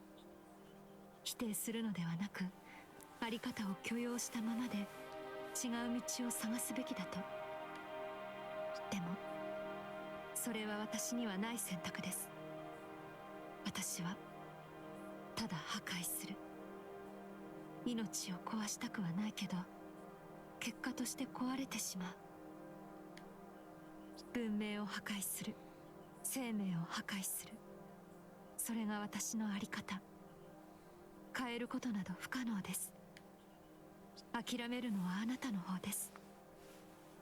本当に無駄なあがき、無駄な問いかけだ。いつまでそうして私の虜であることを否定するのですか。余計なことばかりで体が重い。ああ、いつこの夢は覚めるのか。見つけました、ご主人様。 Wow, you actually entered this weird domain. いいところで突然フラフラしてらっしゃるから、まさかと思えばご覧のありさま。トンビに油揚げとか狐的にも中勘弁。かくなる上は浮気相手ともども炎天にて狐のお灸を据えま。待って、貴様いずこの晩神よ。その気配、その圧力、覚えかあるぞ。そうきましたか。よもや私と同じくして人類の敵対者とは。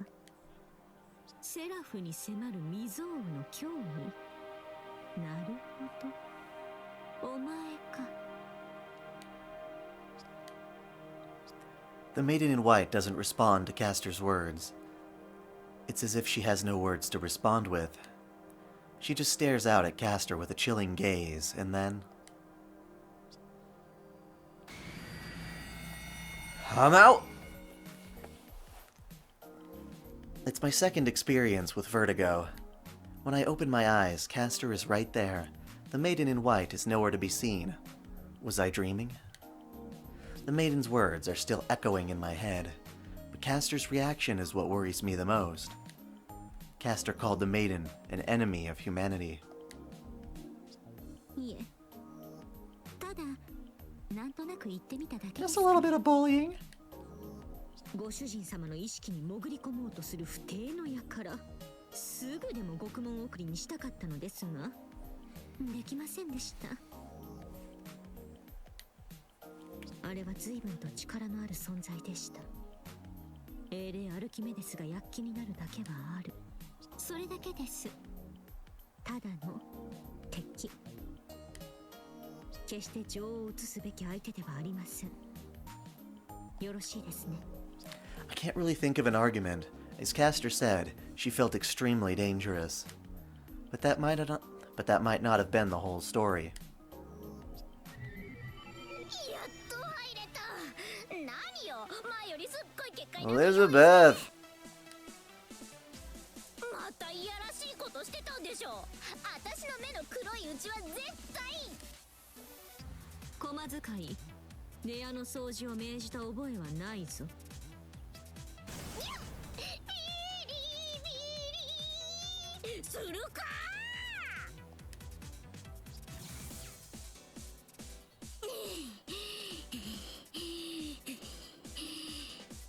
いけるわ。完全に稲妻耐性を習得したわ。次のライブはアンプも100万ボルトよね。ってそうじゃなくて、何よ今回はいきなり電撃なわけ。前工場もあんまりないなんて。未熟。次は指2本というと。Phrasing. うわー、すっごいビリビリず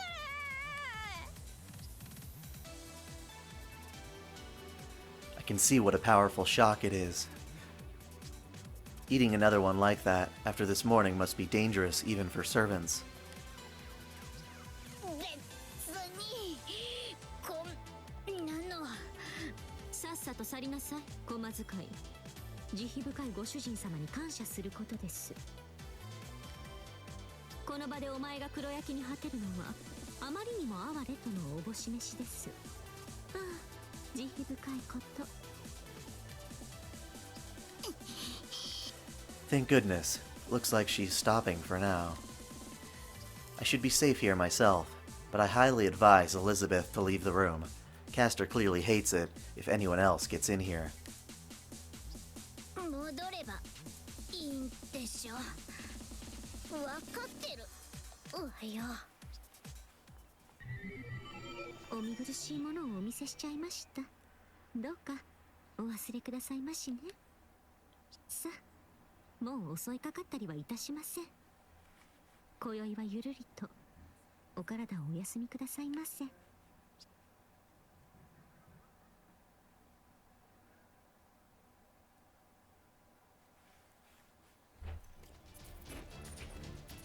Damn it, not you again. さて、ここまではあちらとさして変わらず。だがこちらは違う。忌々しい感動屋のセイバーに比べれば欲望に忠実なキャスターは理解しやすい。今回はより手をかけた天秤だ。うまく運ぶようせいぜい祈るとしましょうか。この私が何に祈るというのか。強いて言えば優勢そのものに思いを傾けるか。おや、これは殊勝なものですね、ランサー。しなくとも、カルナ、リョフ、メドゥーサ、王妃の世紀配下たる3機とは異なって、あなたは文字通りに駒使いを命ぜられている身分。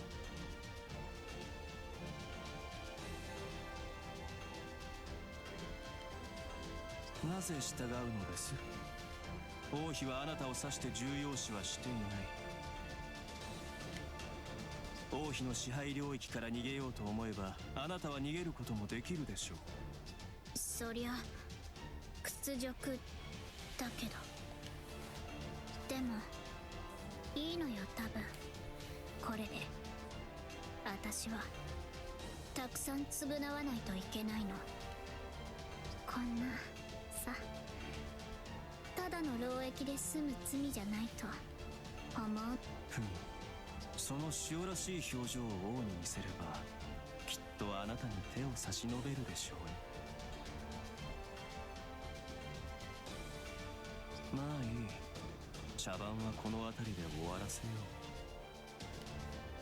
よう。お前の幕だ、エリザベート。キャスターにつけられた呪縛は私が解除してやる。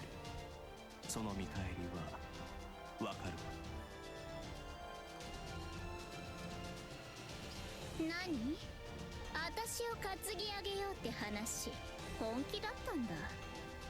あの狐よりリュウナがマシってこと？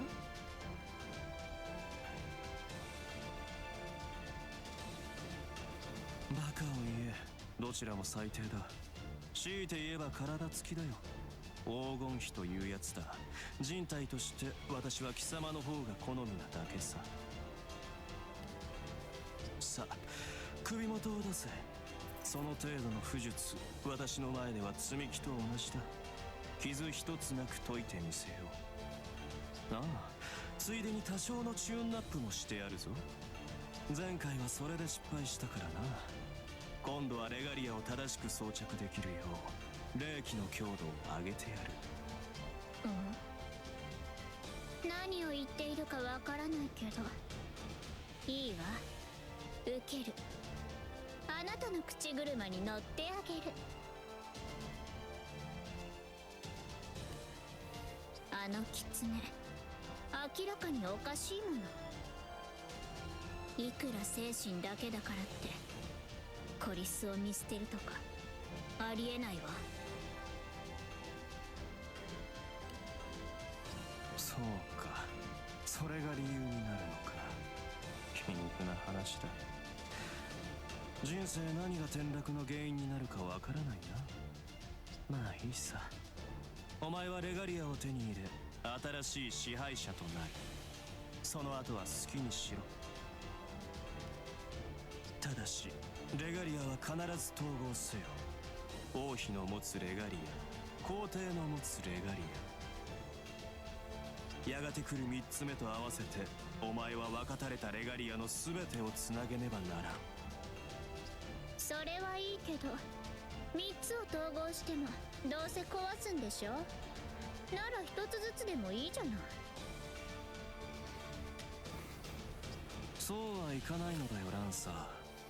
万全完全な状態のレガリアでなければムーンセルの停止にはつながらない。レガリアとは鍵にしてシステムなのだ。完全な形で壊して初めて全体に波及する。忌々しきムーンセルに対して我らの策が最大の致命傷を与えることになるのだ。忘れるな。ええ、分かってるわ。私の償い。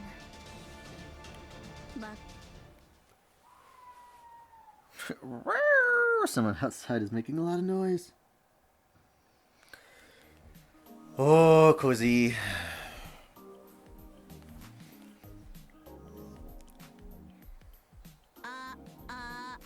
時にご主人様。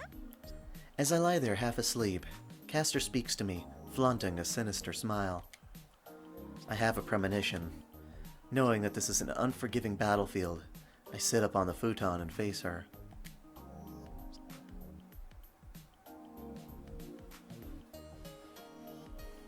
いえいえ、そのように衣を正さずともちょっとした質問をするだけですので。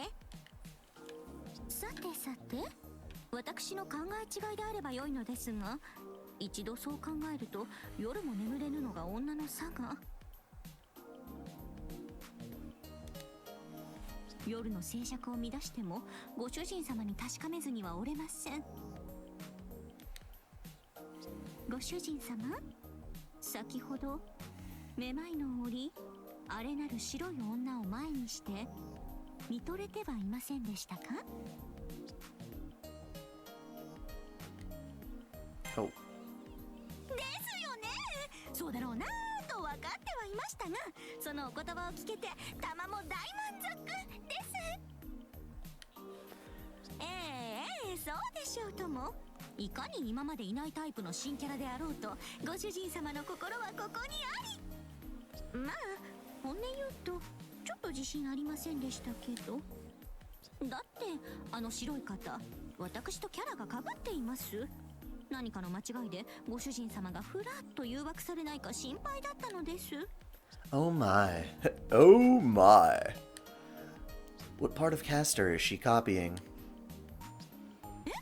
どこってほら、まずミステリアスで Her aura of mystery. クールで Her cool facade. 姉属性の Her sisterly charms. 絵に描いたようなパーフェクト美女でございましょう。 Perfect. あとはまあもう一つ共通点があるのですが、それは私の名誉のために伏せるとして。 Why is that indecent? 同タイプのライバルなのです。 I wanna know. 本質的な話で言えば、Are you talking about her boobs? 負けられないと申しますか。ネロさんに一歩譲るのはまだしも、あの女には。ご主人様。 I feel a sudden need to give Castor a hug and pat her soft head. Something about the innocent way she closes her eyes makes me want to do that. もう大切な話を切り出そうとしたのに、タイミング逃してしまいました。ですが、ご主人様のお気持ち、確かに受け取りました。今はそれだけで十分でございます。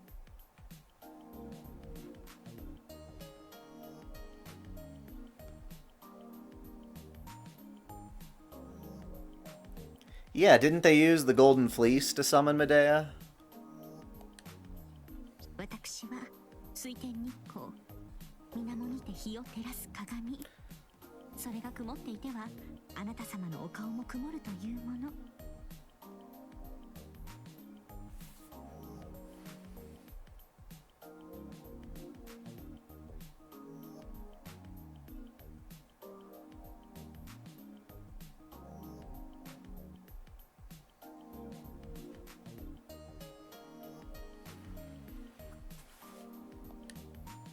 改めておやすみなさいませ、マスター。不安な気持ちはつゆと払い、明日にはいつもの私に戻りますね。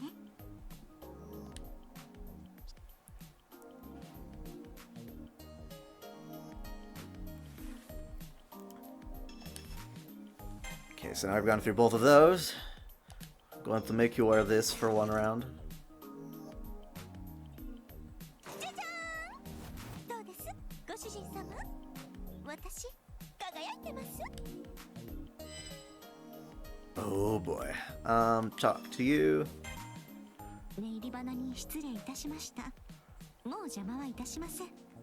今度こそおやすみなさいませ。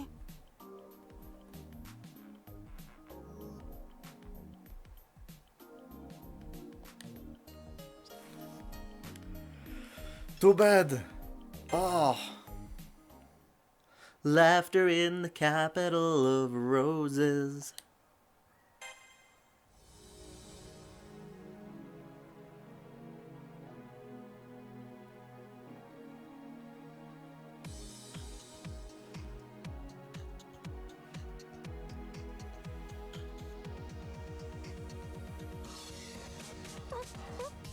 連戦連勝、誠に痛快。見やれ進化ども、我らの勝利を祝うよう、都の花も一層咲き誇っていよう。」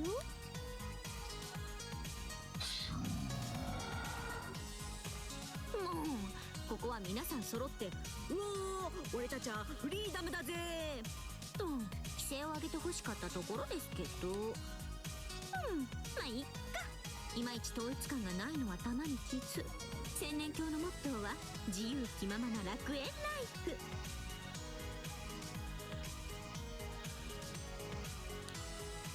軍旗も人道も酒の妻。要は結果さえ出せばいいのです。そう、かつて地上にあるし、いずこの都。いいのそれよりも華やかに、平安のそれよりも穏やかに。 I'm distracted by her tail, surprisingly. Such an interesting shape and texture. It makes me want to pet it. ここはそういうものでなくてはなりません。あと少し、あと少しなのです。それを邪魔するものは何であれ、打ち倒してご覧に入れましょう。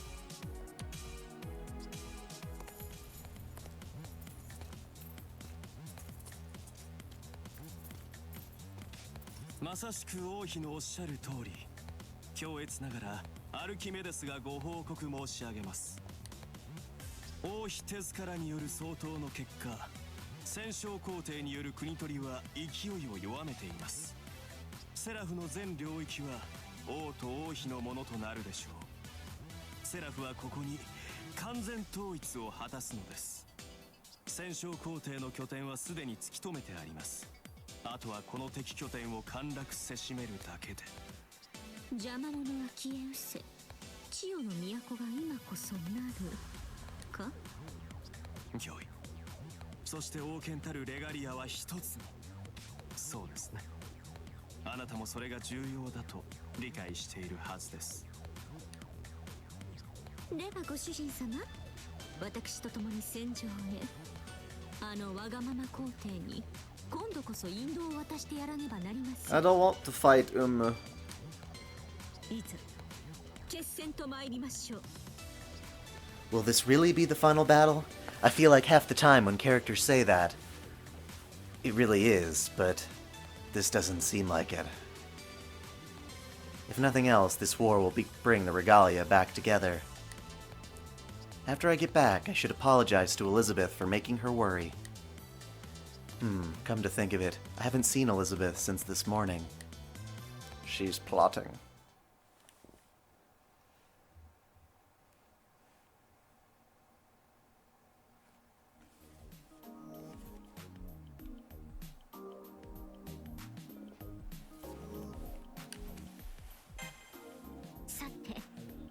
決戦ですが、その前に念のため、あくまで念のため、もう一度現地を取っておきたいと思います。 What kind of promise? もちろん後々役立つ証文と言いますか、水かけ論を始めた恋人同士は悲しいもの。裁判の時に勝利をつかむための努力です。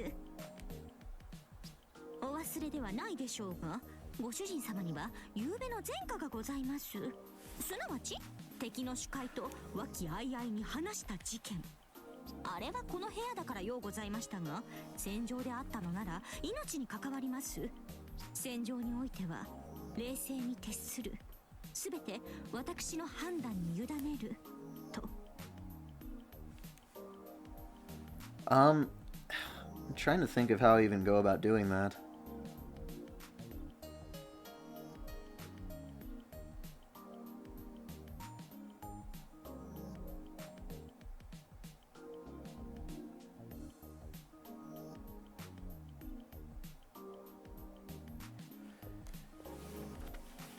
That's because the last thing he said was that he wants to punch me in the face. 私は女王として振る舞います。あなた様のサーバントであるのと同時に、残酷なる侵略と君臨を旨とする帝国の女王としても存在し得るのですから。 Without a word, I nod my understanding. For all her vast empire, all her riches, what she fears losing the most is Sarah Ezekiah. ご理解いただけて何よりです、ご主人様。あなた様は現在まともな状態ではおられません。だからこその受け身の姿勢、受動的に漂わせてしまう生来の魂の美、凄まじいまでの魅力として私には映りますが、その実存在としては不安定であるのです。ですので意地悪を言ってしまってすみません。これから決戦となります。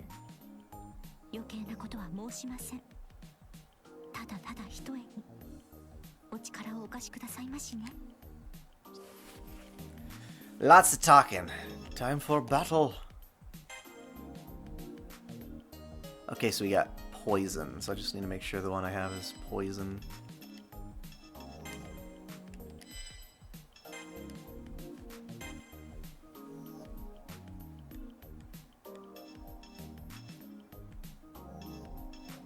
That'll do.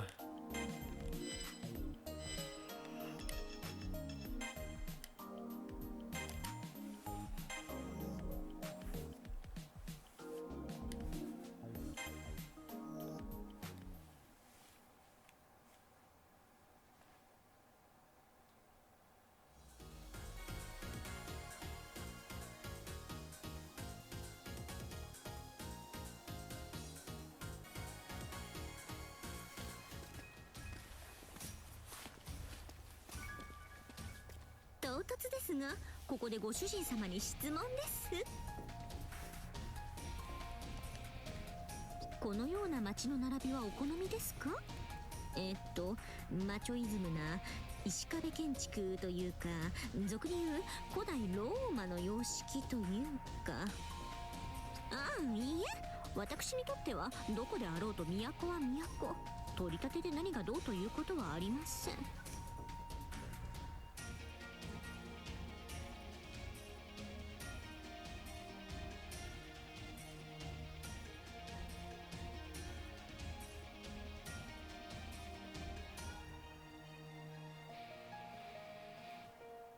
Let me check something real quick.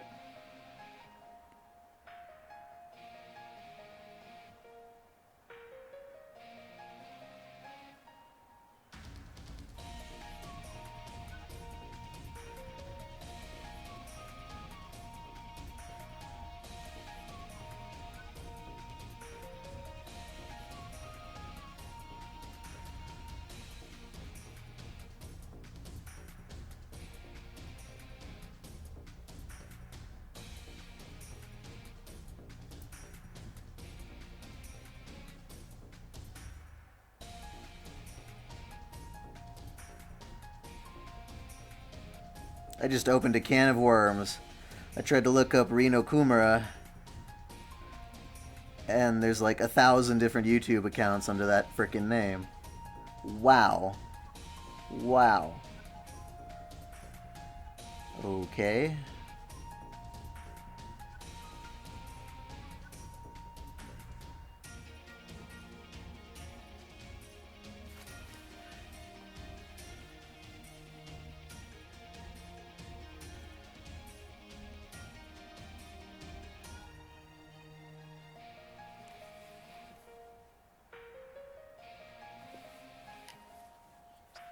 いえ、ご主人様にも好き嫌いがありますし。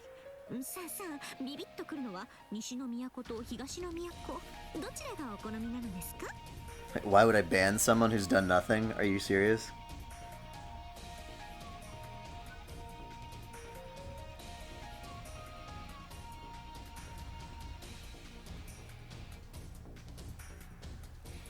I'm sure it's much faster.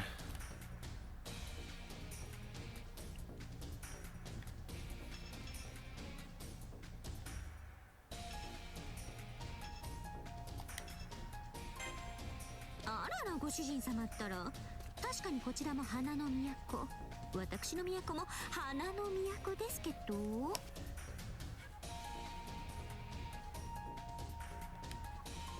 たまもどっちも好きだなんて、そんな浮気性な言葉にはごまかされないぞ。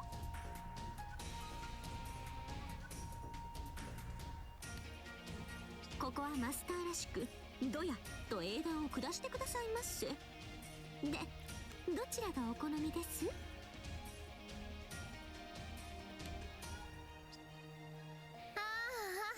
？Oh boy.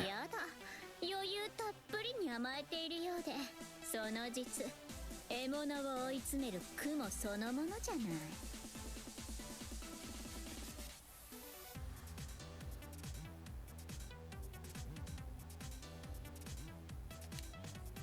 いつもの着物座り用はどこに行ったの？それじゃただの手負いの獣、月の女王様が聞いて呆れるわ。何者？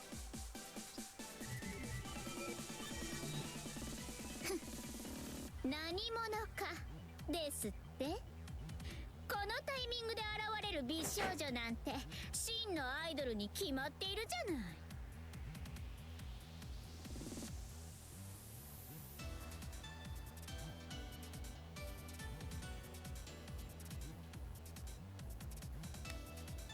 水の都に花の天幕、豚どものエールにとっておきの新衣装、あとライブは1時間遅れがお約束。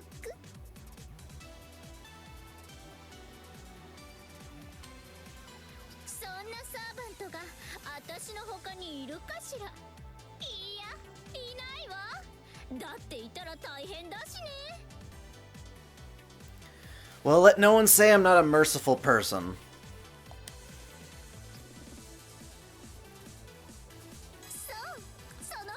I don't want to fall on top of her feet. I would get stabbed.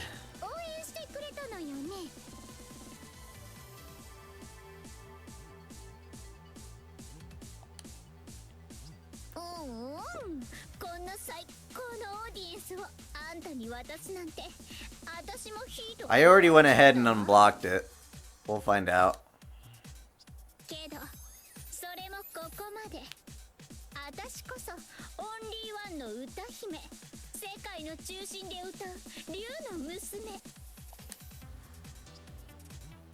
すべての知性体のすべての意識と自我が注目すべきたった一つのアイドルなんだから。 Now, I'll admit,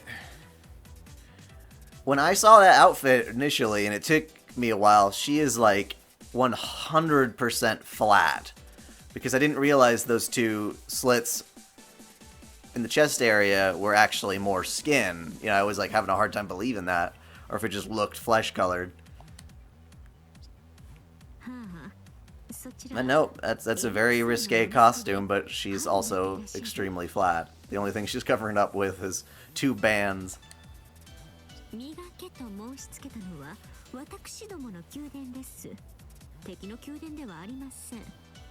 駒使いなんですから、お仕事はしっかりやってくださいね。ああ、それ？駒使いは飽きたから廃業よ。辞表ならライダーに叩きつけてきたわ。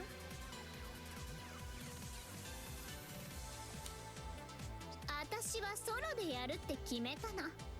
あんたの国にもセイバーの国にも属さない。 You know what? We were just having a really weird conversation on my Discord about this. If you're saying it makes sense for her because she's 14 or 15, I was complaining that the creators of Gurren Lagann or people estimate Yoko's age with her busty figure and all that to be like 15, 14 something.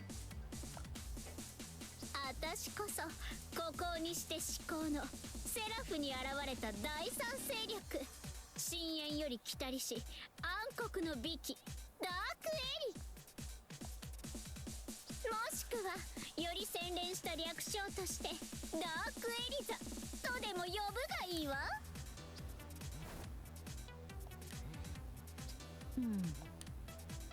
Some people go out of the way to say something like, "Oh well, Tamamo, she's like 14 too. They're all 14." I'm like, no, that doesn't. I don't believe it.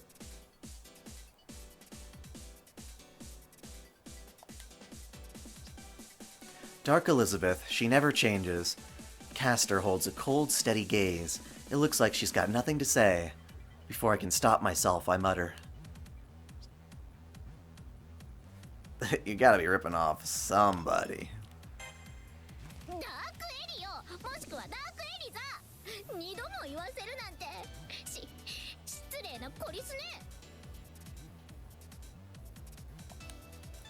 I'm just saying the ages in anime make absolutely no sense.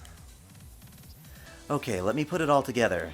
Castor treated Elizabeth unfairly until Elizabeth couldn't take it anymore and revolted. Castor was the master to Elizabeth's servant, the queen to her scullery maid, huh? This is the moment where the tables turn, maybe. But if that is the case, there's one thing I don't understand. How did Elizabeth become free? How did she dispel the gesh Castor cursed her with? まあいいわ。とにかくおとなしく狐の言いなりになっている私はもういないの。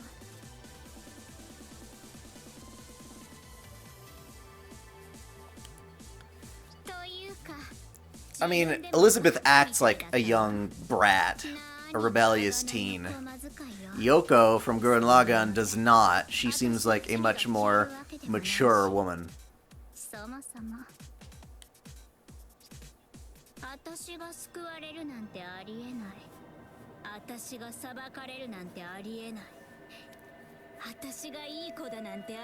Yeah, all the Sailor Scouts being in middle school, it's like, really? They certainly don't look it. Not to me. That's why... I don't know. That's the point at which I finally understand when people freak out about, like, lolicon type stuff, because that's not lolicon. The Sailor Moon girls are not lolicon. That not even remotely. They're not drawn to look like that, to embody that sort of... I don't know, that style, I guess?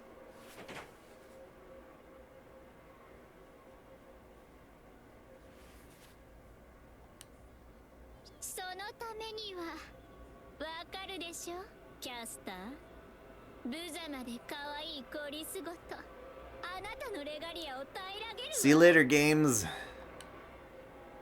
レガリアを奪うですね。あなた、その朝知恵、誰に吹き込まれました？さあ、誰かしら。I'm more of a Sailor Mercury fan, personally. 私だけでもこの結論を出してたんだから。そうでしょ。あなたがセラフの女王だなんておかしいじゃない。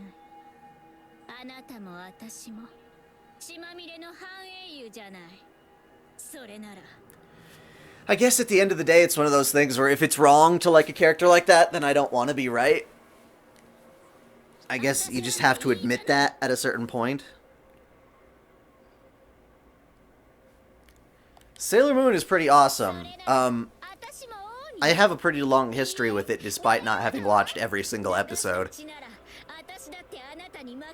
I've seen all the movies, and I like those quite a bit.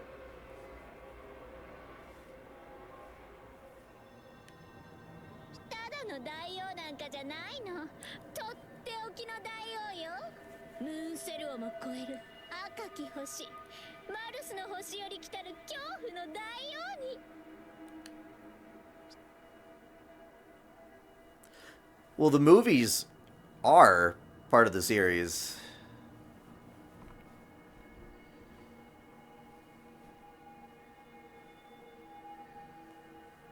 And yeah, I've watched quite a lot of the show, just not as much. It's more my brother that was into Sailor Moon, and so I get a lot of experience vicariously through that.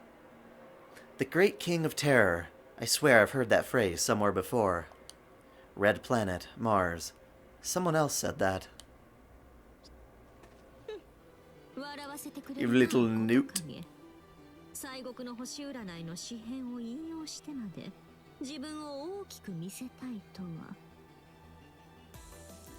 I don't like Sailor Moon Crystal.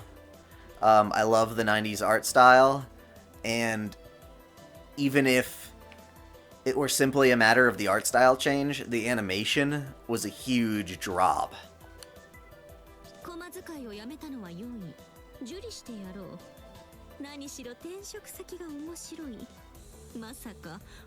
I would choose the classic Sailor Moon any day. Whereas the Cardcaptor Sakura anime, the new one, that's a real example of how they should be continuing these kinds of shows.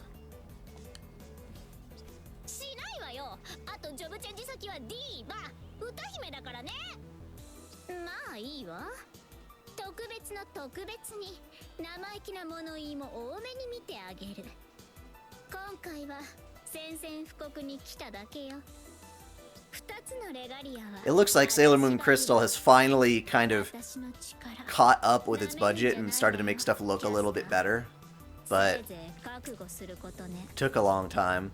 Those transformations were horrid. At that point, even if Crystal's art style is more like its manga, I still like the 90s better.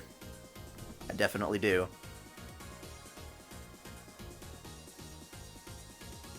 The original mangaka can't be, like, the best at everything. She disappeared. We're about to face Saber for the last time, and now this gets thrown into the mix. Dark Ellie. Dark Eliza. Dark Elizabeth. Whatever. Regardless, she's serious about wanting the regalia.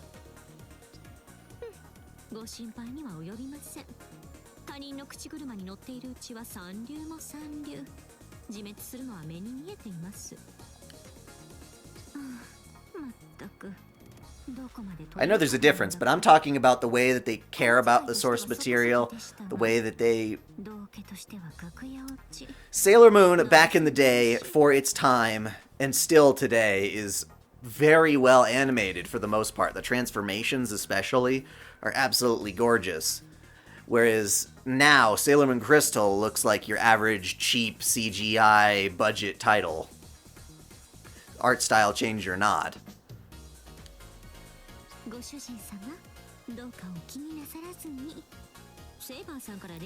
It's not saying that you couldn't have taken the 90s art style and applied it to more manga-esque details, but no, I'll always like the original more. I don't care about it being more authentic to the manga in this case, if that's what it means.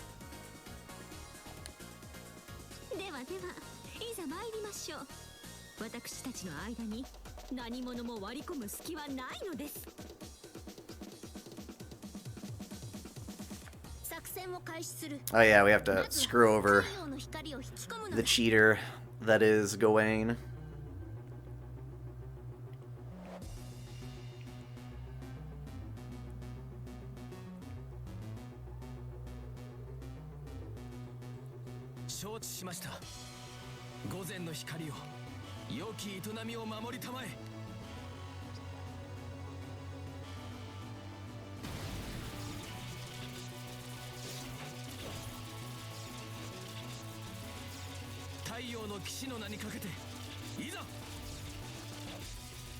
Dragon Ball Z, I have personally never been all that into.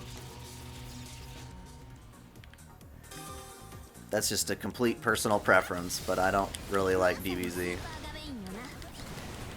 Not enough waifu, too many men screaming, "Ah!" And even then, if you were going to look at it from a perspective of combat, there really isn't any kind of like glorious choreography, especially when they do that like, I'm going to punch you a million times without any effort type of thing.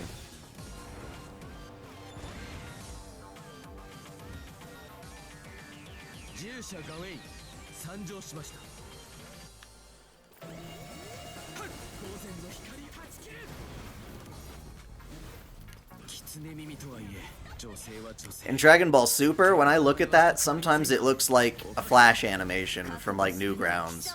Like, I'm not kidding.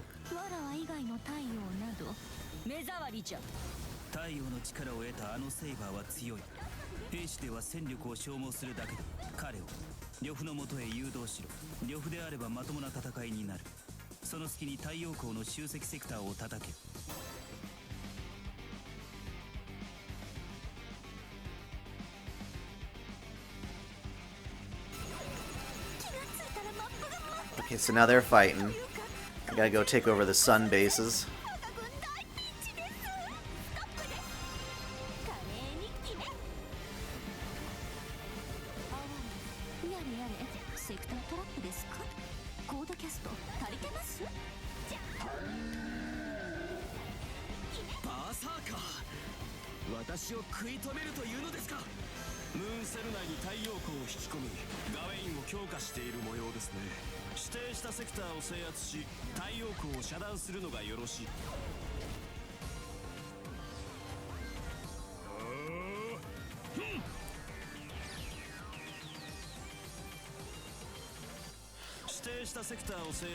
Well, I guess the distinction between the other Dragon Balls isn't even that important to me. So whether we're referring to the original with Goku as a little kid or any of the ones after that, I really don't care. Part of it's because I don't like Akira Toriyama's art style. That's not to say, you know, it doesn't have its appeal.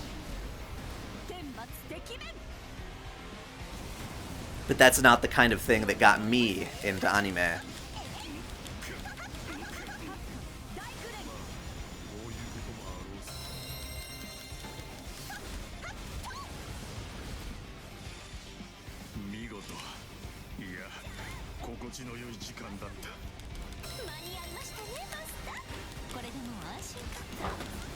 Hello.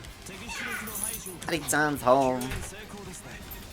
支援します優しく殺してあげましょう。ああ、もう味方がピンチです。ご主人様、面倒ですが助けに行きましょう。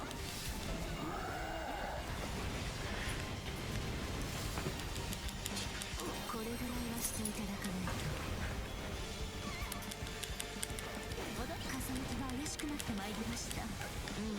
急に言っときます。500体撃破か。おめでとう。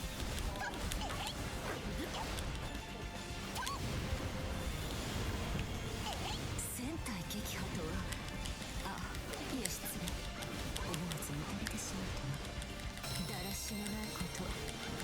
制圧完了しました。あとはお好きにどうぞ。見事だ。残存するセクターの制圧にかかる。異物よ、集い。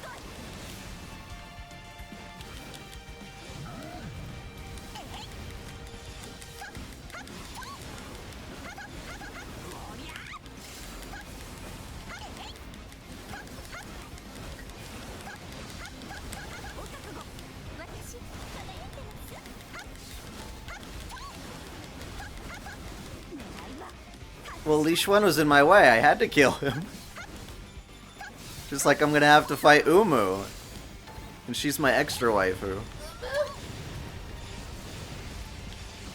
I don't want to fight Umu.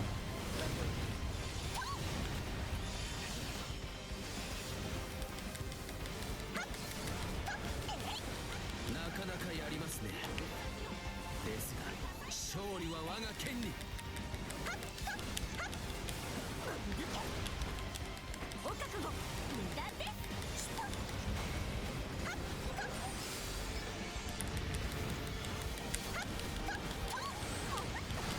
おりゃ、出戻り。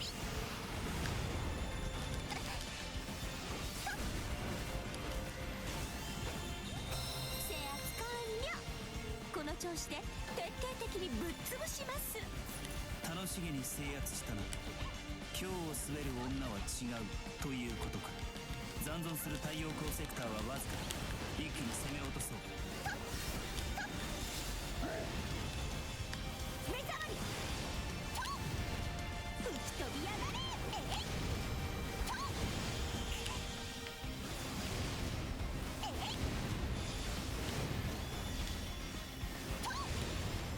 What do I think of Kingdom Hearts?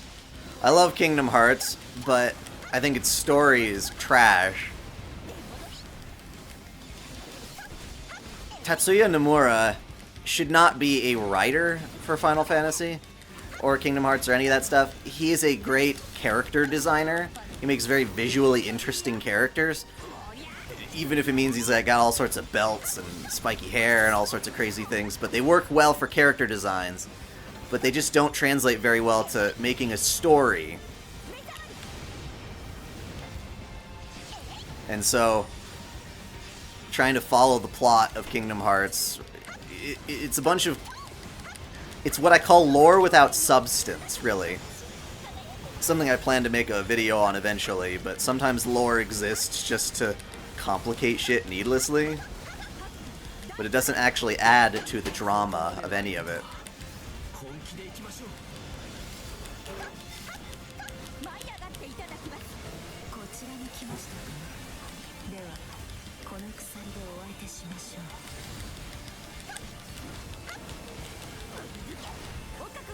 う。Yes, Kingdom Hearts has brilliant... Isn't that Nobuo Uematsu for the most part? What? Say what?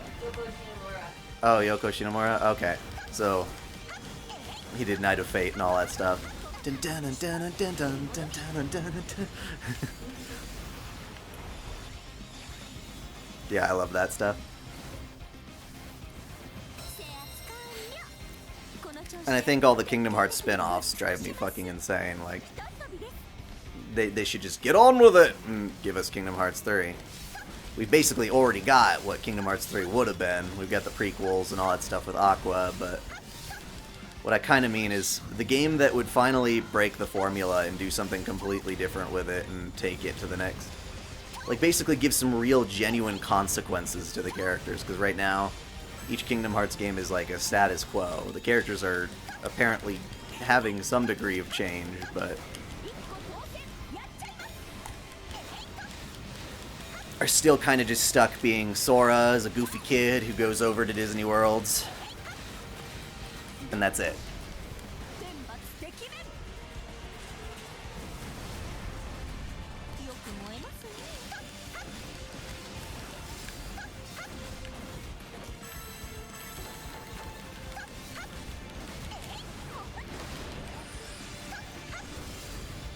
Please try to remain civil in the chat, please. I understand you clearly have differences in argument and opinion. There will be no biting of necks. There will be no biting of necks. Is that from something? No. Oh.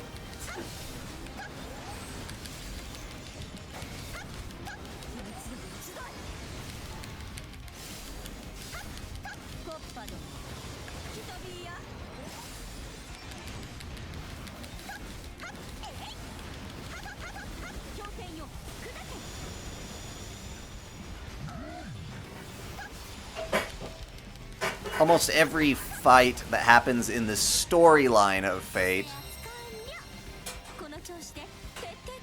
happens because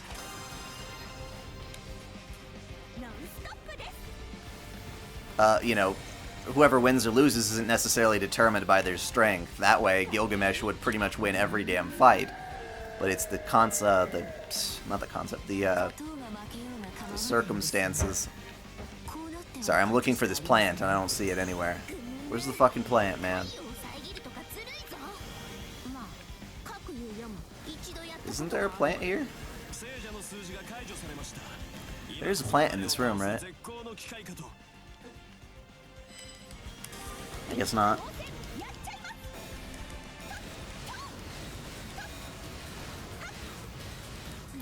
Well, Kingdom Hearts story, it's basically, you know, the lineup towards Kingdom Hearts 3 is pretty much just the simple premise.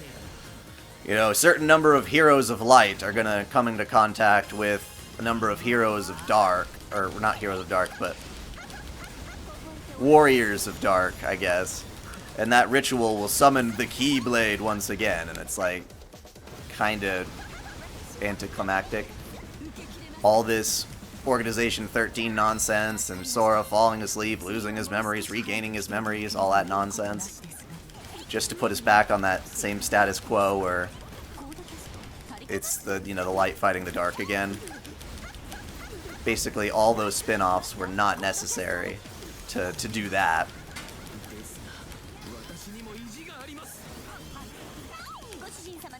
How many different forms of a boy that looks just like Roxas do you need? You know, there was Ventus, and Ventus, like, frickin' got sealed away. His consciousness wound up going into Sora. Then when Sora became a Heartless, he created a nobody, which was Roxas. And that's why Roxas looks like Ventus. It's just, that's like, that whole... I couldn't give a crap about all the details of that. It's like when Final Fantasy 13 started talking about, you know, here's the l'Cie, the Seath, the Foul Sea, and all this terminology that just boiled down to some actually pretty basic stuff.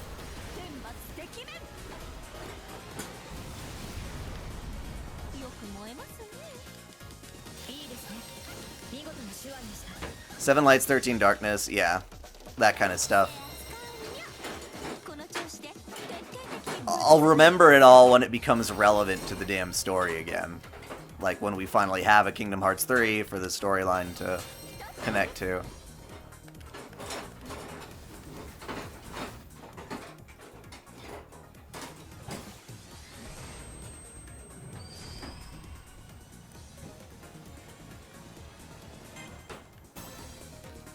I'm trying to juggle like a whole bunch of different conversations, so I'm probably not doing any one of them justice.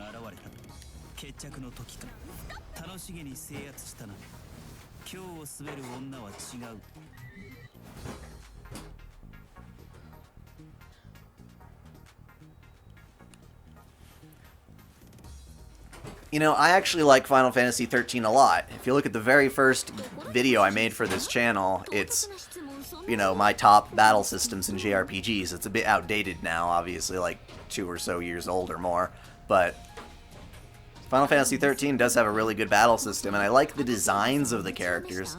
I just don't like how 90% of the time they're just kind of hanging around talking idealistic. There isn't much of a journey to be had there. A lot of the places and things are forgettable until the game opens up, and even then it loses all the story component at that point. They couldn't balance the two together. I'm just breaking the drawer. Congrats. Thanks. Very proud of myself. Which drawer? The spinning one? Oh, that's why, because this collapsed. Oh. The drawer actually is broken. Oh shit.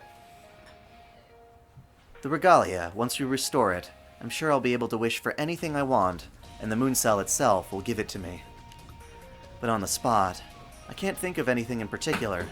It's an odd little paradox. Humans don't always want what they can easily have. Besides, I already have everything I want. Duh! If I had to choose a wish right now, I might wish for Castor's special breakfast, or a nice present to give her. Something she'd like.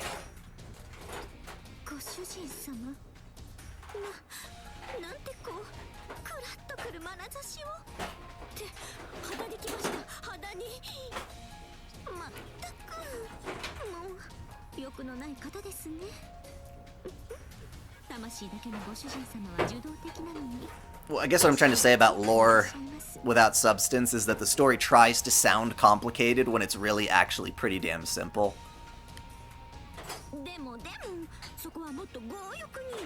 And a lot of those extra developments and flourishments, terminology and world building, are very superficial.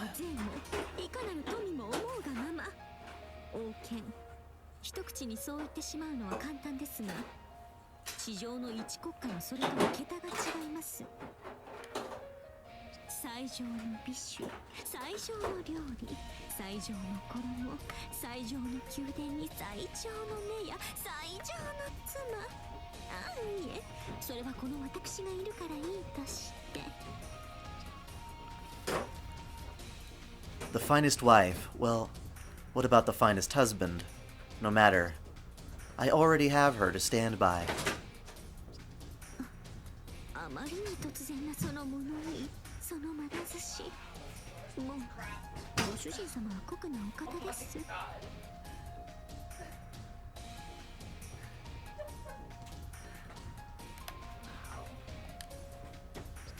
To be fair, it doesn't look like anyone was going to be able to defeat the Velber Shard, except for Umu Venus.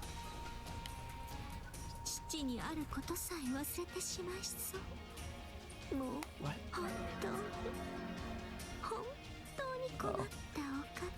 Oh. Well, let me take a look at it first, please. Let me take a look. I understand, but let me... Because if it's our fault... It's not. It came apart. No, let me take a look.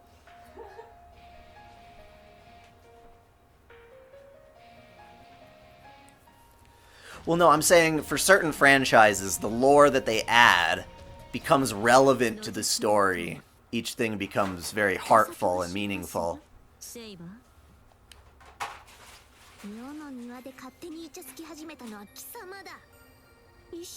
To be fair, I think the Fate universe has a lot of lore without substance, but I think it also has a lot of lore that is very substantial.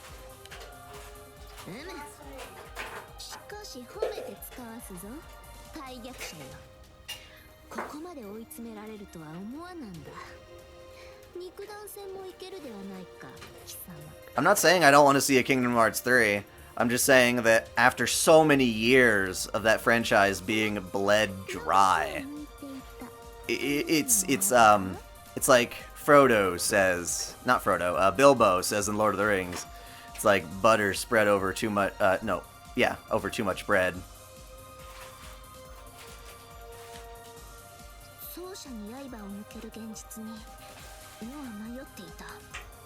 To me, it's a lot like Inuyasha. That show is good, but it went on for way too long.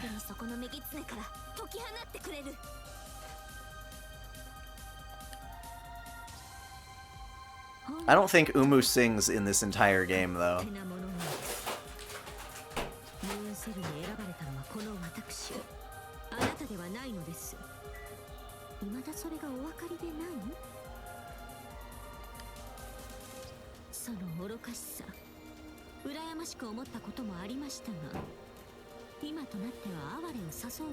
And sadly, Final Fantasy XV suffers extremely badly from lore without substance as well, because what you actually do in-game does very rarely ties into the actual grander things of the plot.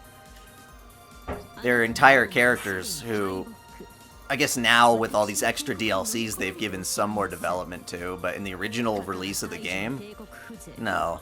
It's like, oh, this guy died, I didn't know much about him, but I'm supposed to care? And yet, they spend all this time making you learn about, you know, the crystals and what all those do, and the history of insomnia and such.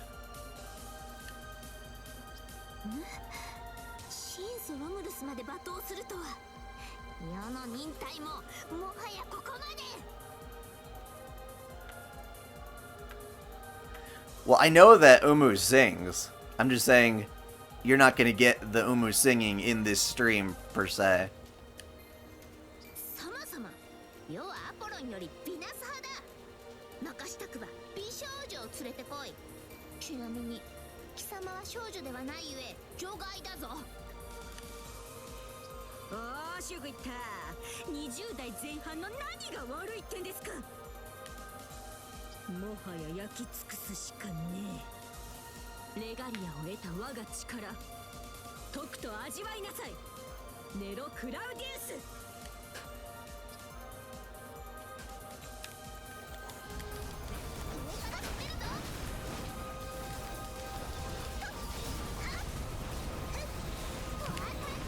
For instance, with Final Fantasy XIII, I believe, because they made 3 different games in the 13 franchise, and I played the first one and Lightning Returns, and I got so freaking bored of 13-2. You could tell that it was just, after a while, it's like, oh, this one's a new timeline, this one's a new timeline. It's like, why should I care about these characters on different timelines when I wasn't sure what I felt about them in even one of them? Lightning facing off against, I don't remember what his name is, Caius or something, but that was just long and drawn out. And it didn't feel meaningful because we didn't have proper development behind him anyway. If you're going to develop a piece of terminology or a concept,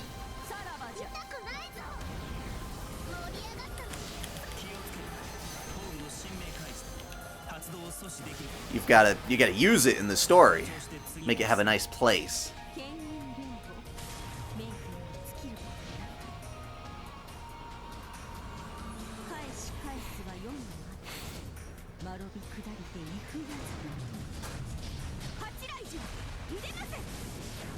I mean, you have to admit, if you're gonna have a game like Fate Extella, for instance, you can't really argue too much about who would beat who in a battle, because quite perhaps Umu would beat Tamamo in a fight, but because I'm playing as Tamamo right now, I get to win.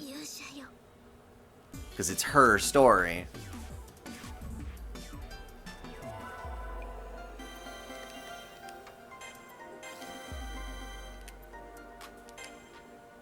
So trying to fight, like, canon-wise, who would beat who in a fight, it's fun to speculate.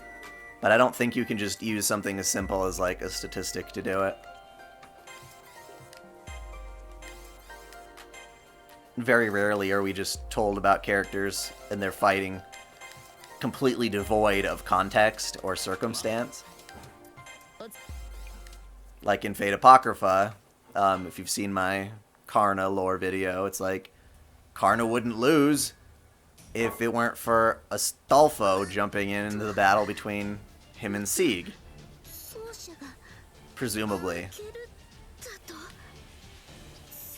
The circumstances are what changed the outcome of that fight. 世界を救わねばならぬ。なのに力及ばぬとは。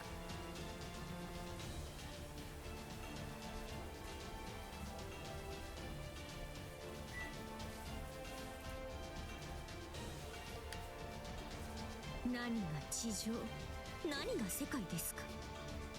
あなたはただ私に挑む。 I'm just saying, if tomorrow Nasu decided to publish a new work in which Umu defeated Artoria, all of a sudden we'd have to accept that.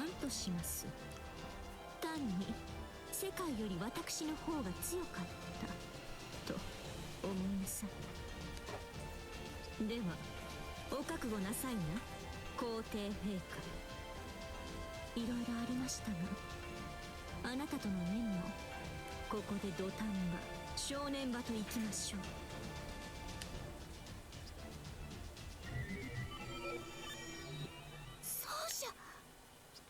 The moment I witness it, I sympathize with her for doing the obvious. Sarah Ezekiah stands and protects Saber. I've never had that kind of conviction, but if I were Castor's life at stake, or if it were Castor's life at stake, I think I'd do the same thing. Sometimes I stumble on my words.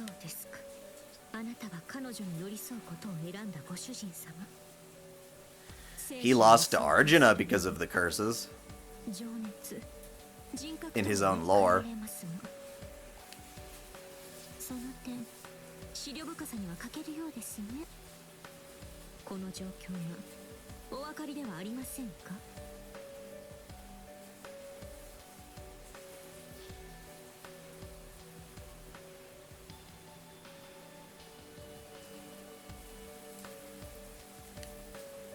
そこなるサーバントは敗北したのです。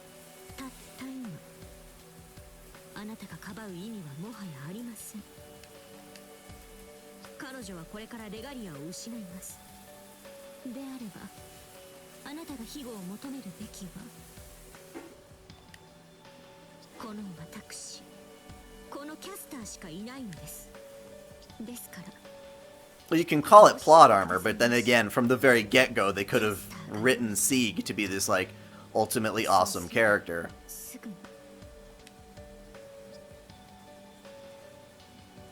Technically, whoever wins or loses is always plot. And it always... Yeah, I don't know, plot armor is kind of a silly thing to me. She never would. There's no way she's coming over to our side. You can say you're not convinced by the logic they've presented thus far that the development for the of Karna versus the development of Sieg does not equate a situation in which Sieg could win. But you can call shenanigans on the writer there, but yeah.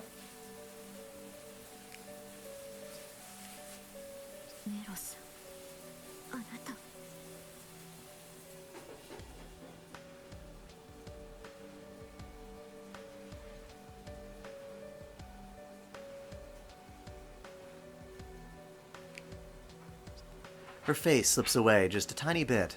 I wonder if I'm the only one to notice. Her mood, her tone, even the way she stands and breathes. I spot all those cues. A number of cracks and peels form in Castor's queen persona. I can almost see one or two of millions of pent-up feelings slipping out.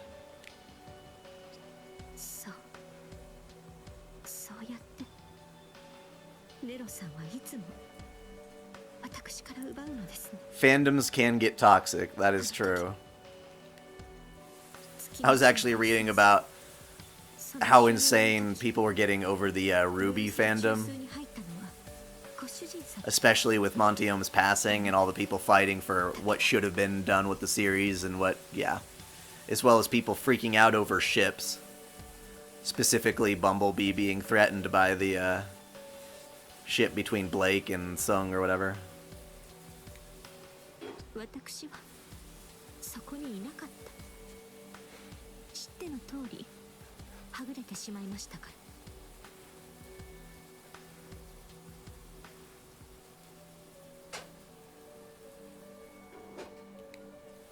最後のあの部屋で何があったのか、私は知りません。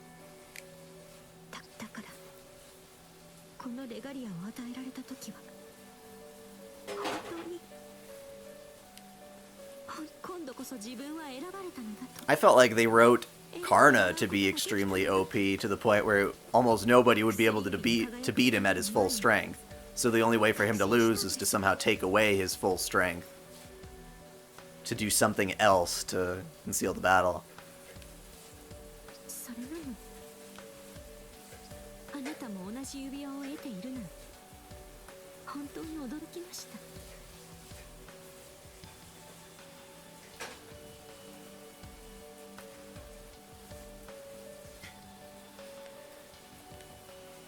その薬指を見た時の私の愕然、想像できますか？前回はあなた、今回は私。釣り合いは取れています。不服があらば地獄の山に追いなさい。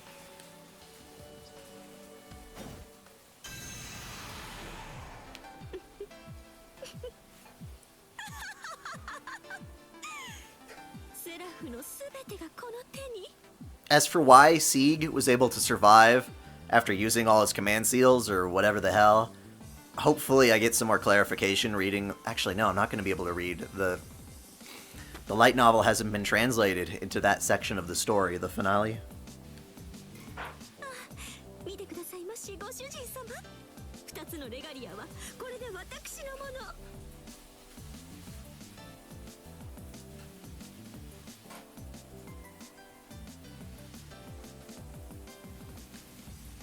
もはや千年鏡などでは満ち足りぬ。我こそは日輪。すべてを手にし、支配し、炎の意向で覆い尽くす。見るに耐えん。まさに魔性のものやな。考えなしのようで里い女であったのが貴様の美点であったというのに。おうおう、その通りよ。臆面なく魔性と呼ぶのならこの白棒を敬うがいい。東に聞けば帝を欺く色かの獣、西に響けば地味猛量の源泉千個。おとぎ話に歌われる古里妖怪の大結晶。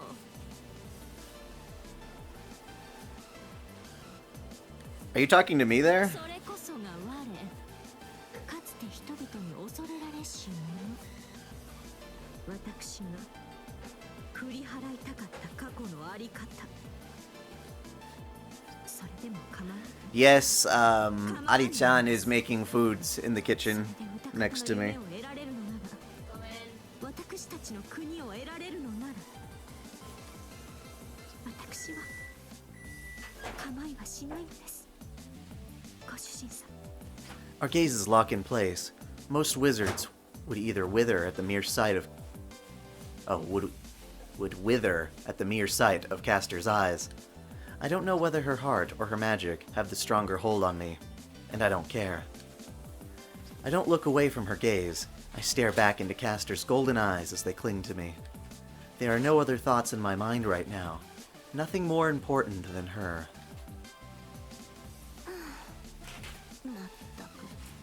Umu's like... Umu is not amused.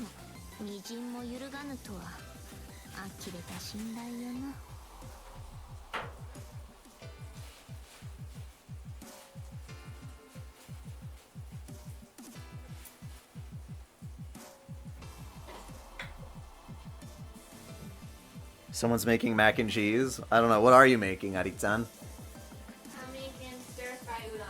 Oh. Stir-fried udon. Not quite. 世の負けだ。その思いの深さと強さ。世は勝つ術を知らぬ。I need microwave vegetable food.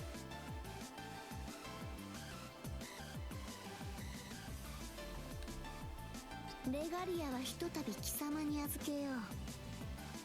貴様はともかく Hi, Stella. マスターがついているのだからな。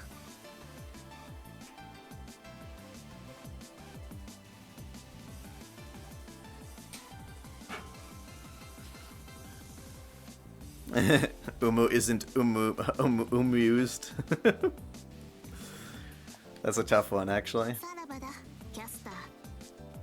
後で泣くほど後悔し世に謝りに来るがよい。そしてもう一人の奏者よ。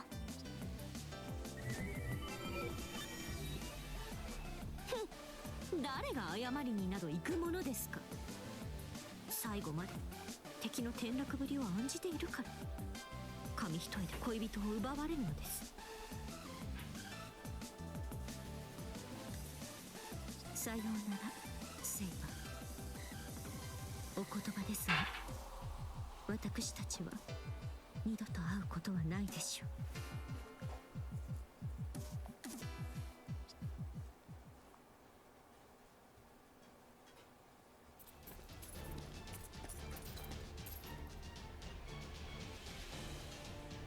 さすがはレガリアを与えられた正当なる女王。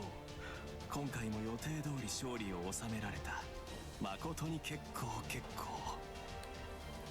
ですが、ここからは私の仕事。レガリアの再統合にはシステム技師である私の固有スキルが必要となります。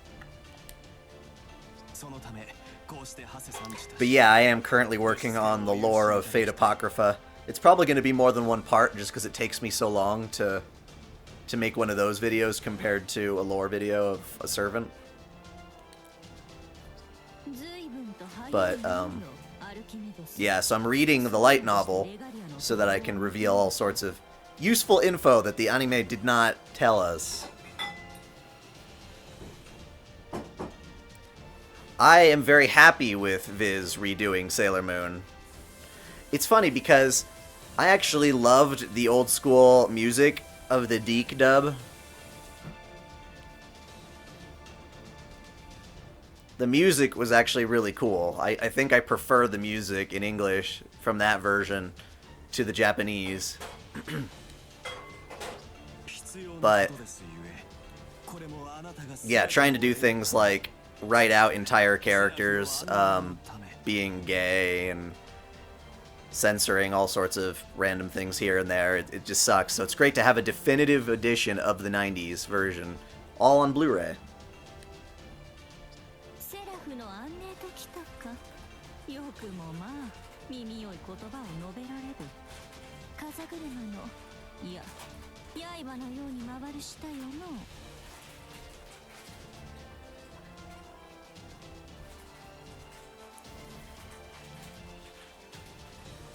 If Crow were to be Ruby's father, then Raven would... Wait. I just hurt my brain.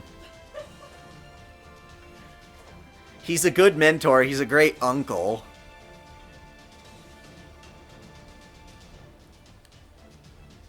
Ben が立たなければ学者は務まりません。後人を育てるのも役目のうちですからね。それよりお早く。Yeah, we never get to see what Ruby's mom looks like. I guess that's the hard part.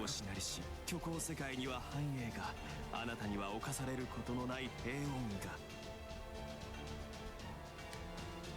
始めるのです。統合の儀を。その手を天へ掲げ、あるべきものを正しい形に。利用より奪還せしもう一つのレガリアを。さあ。Archimedes seems slightly rushed. I'm not the only one who sees that. Castor sees it too. She stands beautifully as always, but I can see quivers of caution in her fingertips. No, no one says a word. Even the air stands still. The thrills and terrors of the battle with Saber have washed away. Castor's cold and vicious queen persona is fading. Sensing that Archimedes, what he's trying to do, she reverts to her natural self and...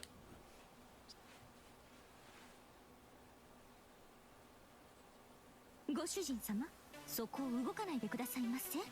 ミコッと嫌な予感が今。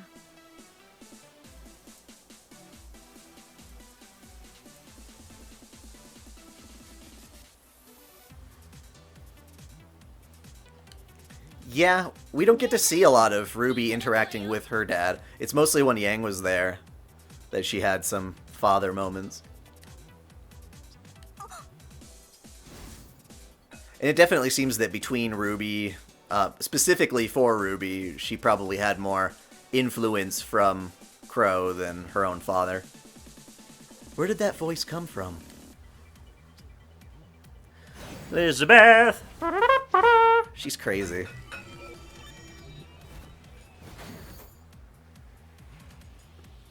Up above. Double rainbow. From right over our heads. Dark Elizabeth. She drops right in and grabs the ring.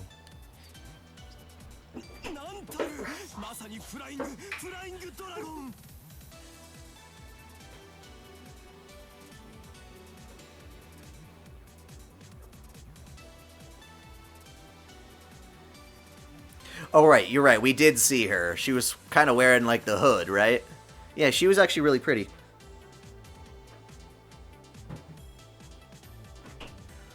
Sailor Moon is a show for kids. I like it a lot, but admittedly, you know, it's very old school Maho Shoujo childlike antics. Of course, all the bad guys should know. Like, they're terrible bad guys. That's the point.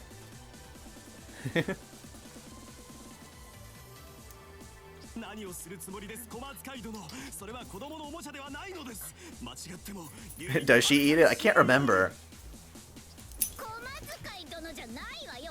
I'm no maid, thank you very much.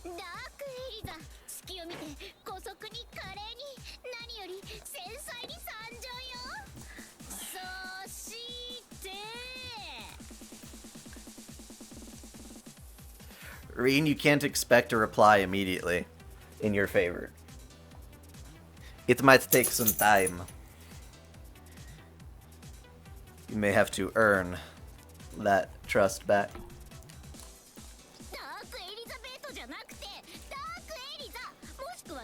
What do I think about My Little Pony? I think it's hilarious because of the fan base that it has versus what it was written for. She scolds me. Dark Ellie... I'll just call her Deli for short.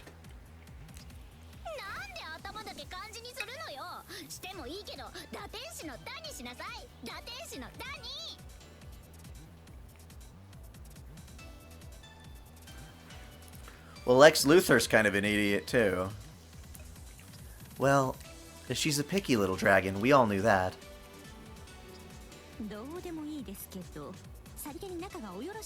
To me, it's like equally strange. It's like, couldn't any of the Knights of the Round Table who didn't already know, like, easily figure out that Artoria was a woman? Or any of the public, especially the public?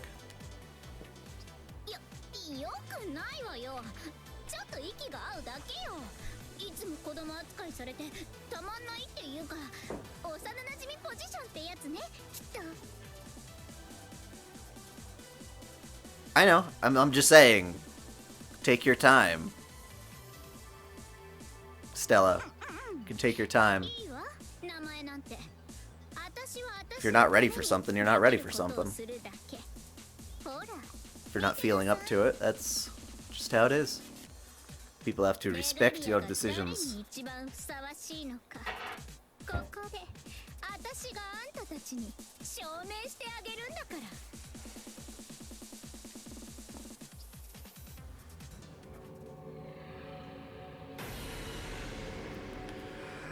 Roasted deli sandwich! Ah!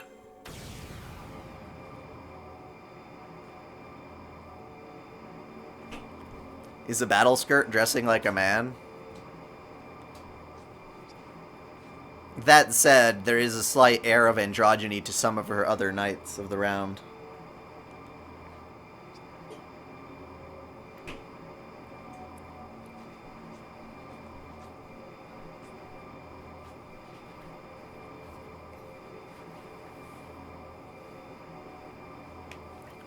None of the other Knights of the Round Table saw her with her temporary dick. They didn't. That was a private matter. Only her sister pretty much saw that.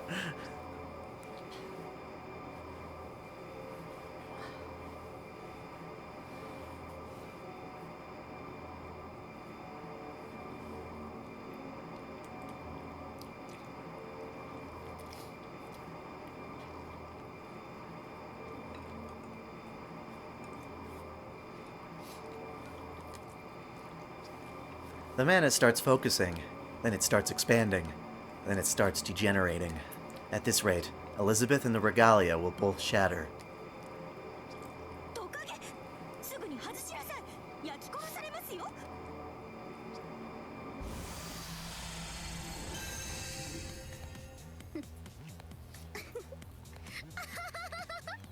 何驚かせて、サイズもぴったりじゃない。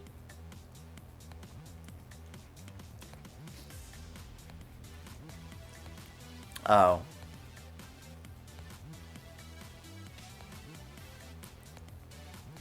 I don't know. When I watched Dean Stay Night, I could have sworn that Bedivere looked just like a woman. I was like, are they gender bending all the knights now? They didn't, but he's not the most manly man.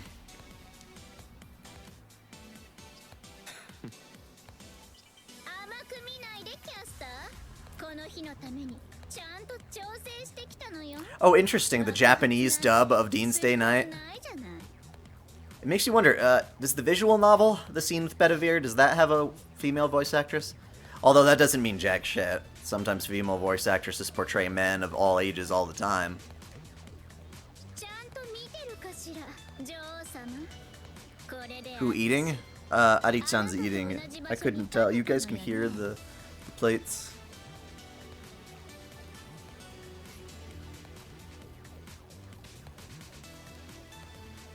ありえない。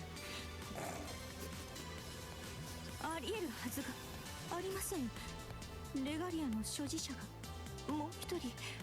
それはつまり。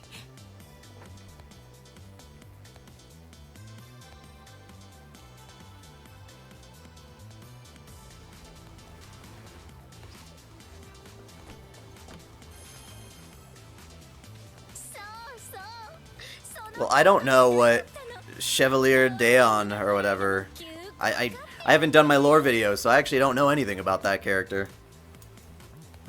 Yes, Goku is voiced by a woman, and it sounds very, very strange. Sounds like angry grandma.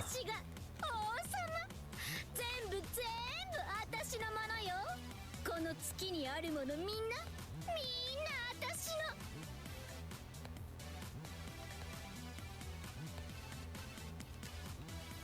誰かのものなんて一つも認めてあげないわ。お城もドレスも宝石も命も血も魔力も全部私の。 Elizabeth's going on a rampage. 私のものになっちゃうの。 I know why Castor is letting her say all that. She must feel it too. Whether Elizabeth is doing it on purpose or not, Castor must have seen who she sounded like. Elizabeth and Castor, princess and courtesan, facing each other from across the throne room, both with the same destructive beauty. The monstrously royal gestures. Both of them anti-heroic spirits, both tainted by the supreme power of royal authority. Both of them brazenly haughty queens.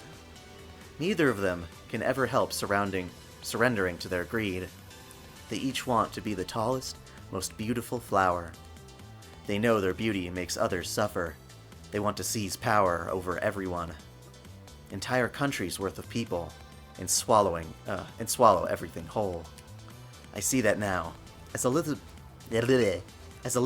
stands before Castor like she would with a mirror. セラフローマだかセラフ千年教だか、もうそういうくだらない争いはデッドエンド。いえ、ハッピービターバッドエンドね。というか、あなたたちの国は生ぬるいのよ。何が繁栄、何が凶楽なんだか。セラフはこの私が涙一滴。 Yeah, I think in the US it's better to just have, if women are going to play a male character, they should be kids. 支配者とは冷血、無慈悲、無関心を通せるもの。貴族である私にこそ。 Well, yeah, Edward Elric in Japanese is woman. Kenshin in Rurouni Kenshin, woman. But they all get dude voice actors in the States, because dudes in English can't pull it off quite as well.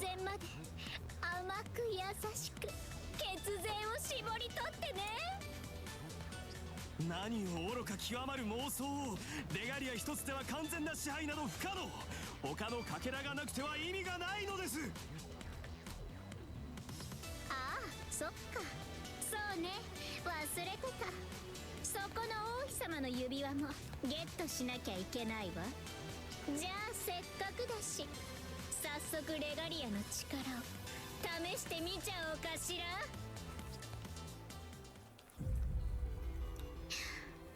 その前になんかこれ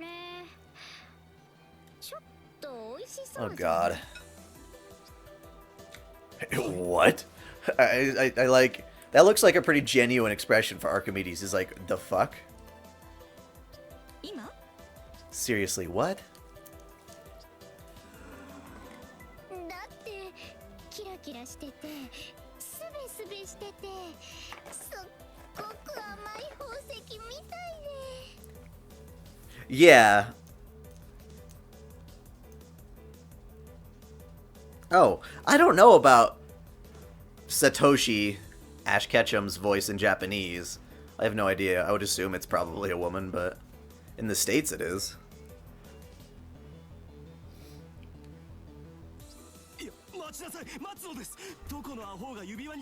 This game would be a little trickier to obtain and get localized if it had H scenes in it.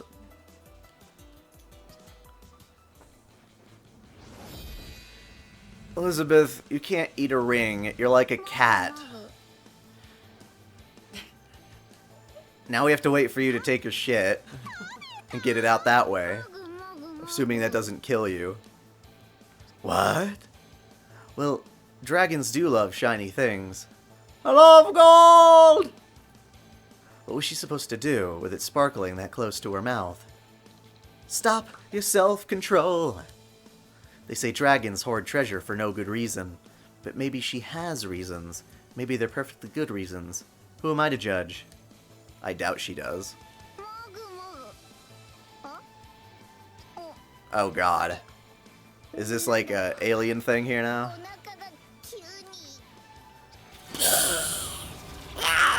A little worm comes crawling out. You're like, you shouldn't have eaten that ring.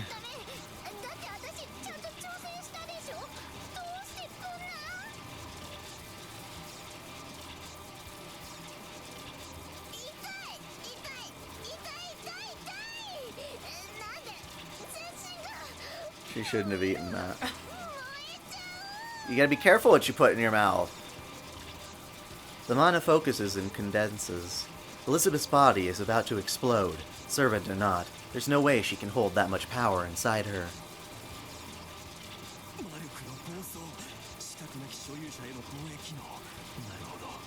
You don't know who Smaug is? It's the dragon from The Hobbit! He steals all the dwarves' gold and hides in their mountain. Keeps all of it to himself. Hey DJ, the amp volume's too high!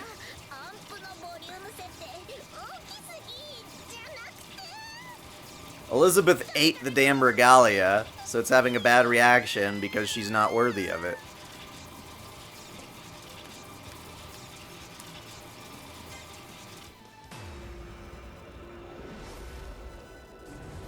Oh yeah, I forgot this happened.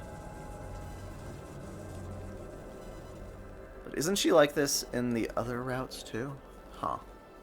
いえ、ご主人様。どうやらその必要はなさそうです。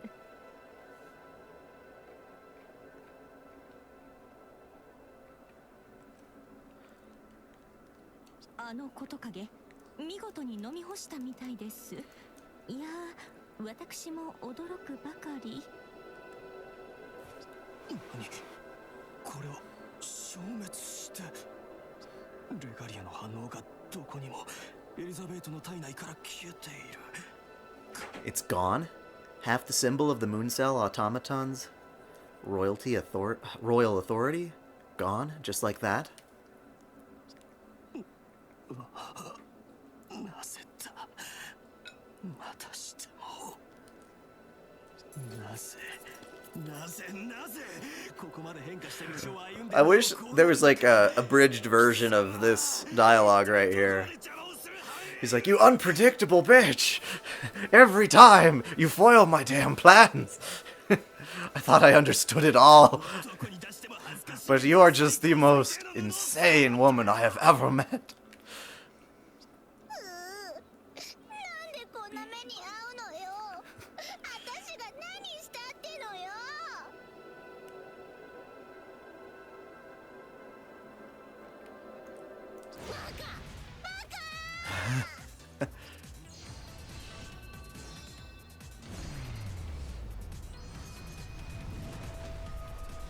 Oh god. 誰のせいなの？私のせいじゃない。じゃあ誰のせいなの？あんたのせいなの？そうでしょ？バカ。ウェルババートリエルゼ。 She is really pissed off.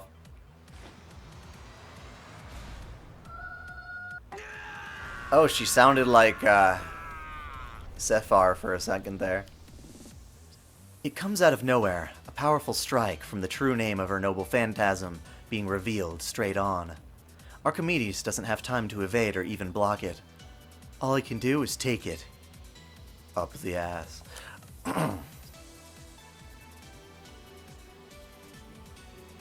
This noble phantasm is more powerful than anything I've ever seen from Elizabeth. It blows Archimedes completely away, without leaving so much as a single speck of Spiritron. The digital body of the heroic spirit Archimedes is completely erased. Did absorbing the regalia upgrade her powers?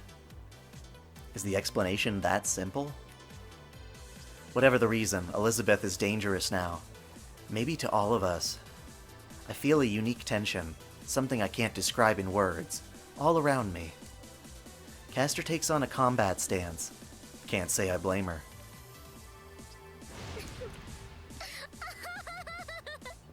何よ、あれだけ偉そうなこと言ってたのにおしまい？私、すごい強くなっちゃったの？見なさいよ、コリス。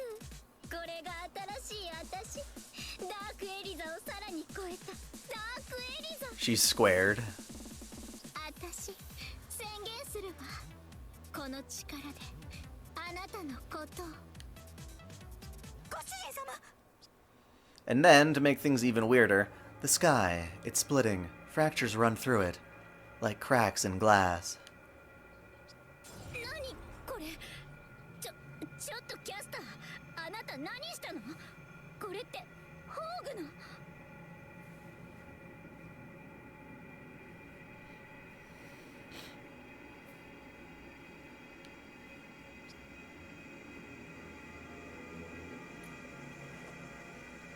It's not from Castor, it's from something strong enough to split the world.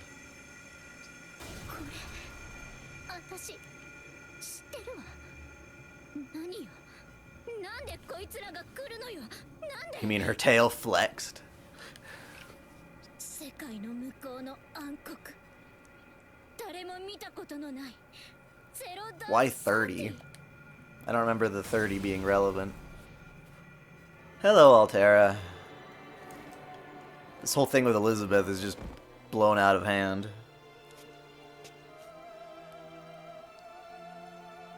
あやつはいつぞやご主人様を誘ったフラッチ者。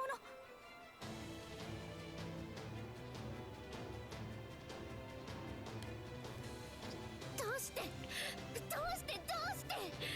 あんたも同じレガリアを持ってるのよ。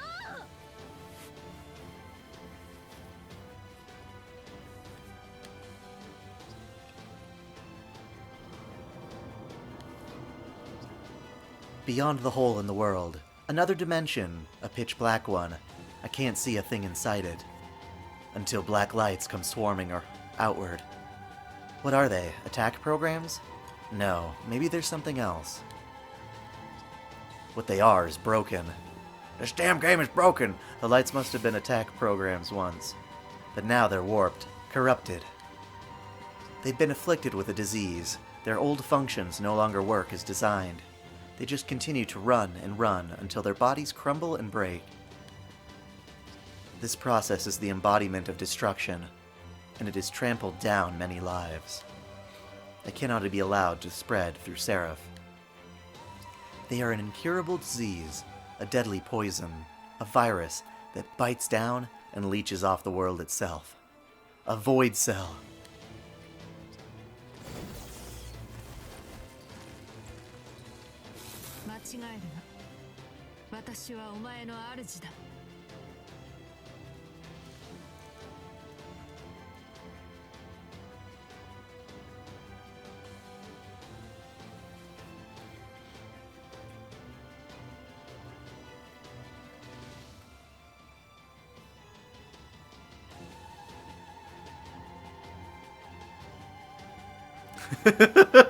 Altera has brought Tumblr. She has brought toxic internet cancer.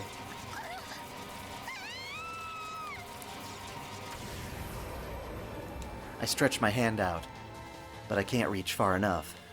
The swarm rains down, annihilating everything in the area and swallowing up Elizabeth. Elizabeth, who had just displayed astonishing power, is gone in a heartbeat. The murky stream sweeps away the girl who swallowed the regalia.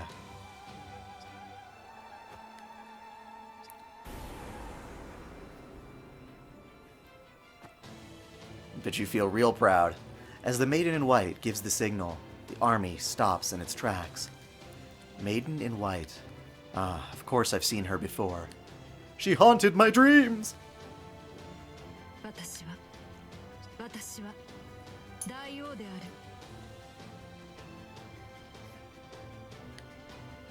私は破壊である。星より降りて蹂躙を果たさんとするものである。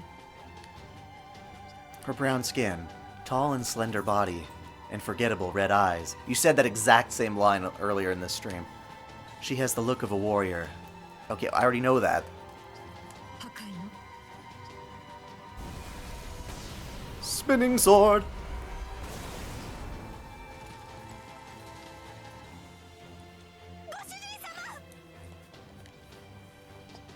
That flash shaved off a piece of existence itself. It even destroyed the air. Just being near it makes my head pound and my guts quiver. Ugh. If Castor hadn't protected me, I don't know what would have happened. The Great King of Destruction, that's what she called herself. And I know she means exactly what she says.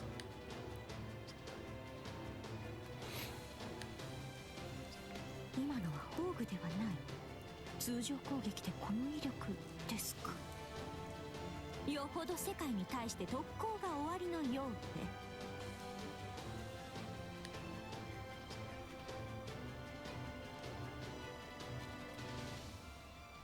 Castor's voice is serious. She holds onto her regal confidence. But I can see she's under pressure.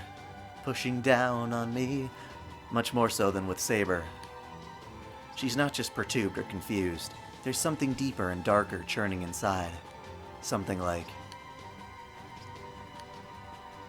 The red eyes gaze toward us. Like I know they have before. That vision in my room. I saw her face, heard her voice. A servant I shouldn't know, but I still remember her name. The Sword of Mars, the Scourge of God, a servant who sleeps in the zero dark and can reach up to heaven's throne. Her name is... Altera. Altera.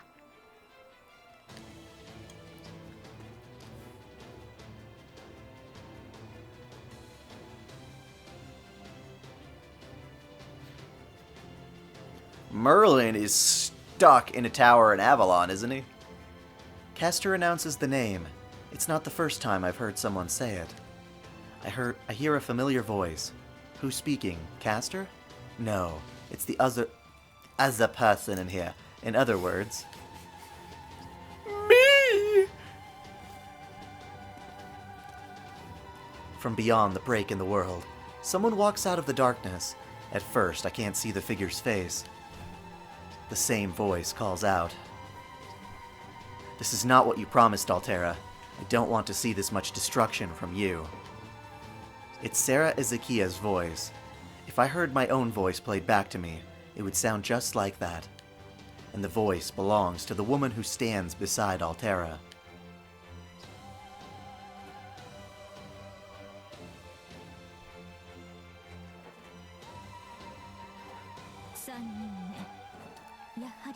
Well, shit, now I have to check that out.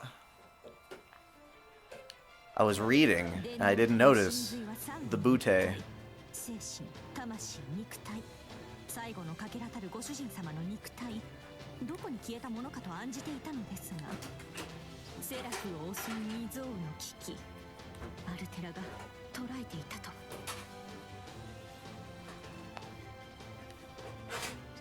Faced with such a powerful presence, Caster stands her ground, unflinching. I'm impressed.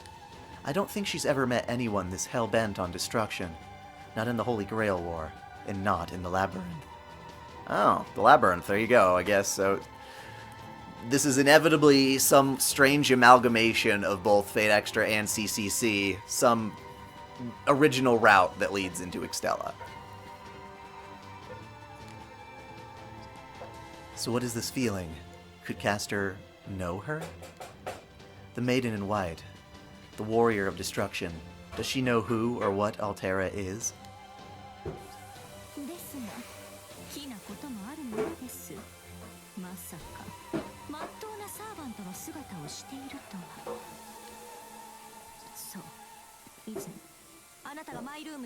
That's a crap! 私以上に罪深いものがいよう。お前、一度人間になったことがありますね。黙れ。貴様は何だ。お忘れですか？ええ、お忘れでしょうね。この姿形では分からぬのも無理からぬこと。何？高間巡り、読み巡り、巡り巡りて水天日光。私が誰であるかを知るものなど必要ない。こうしてここにいる限り、遥かな過去は不要である。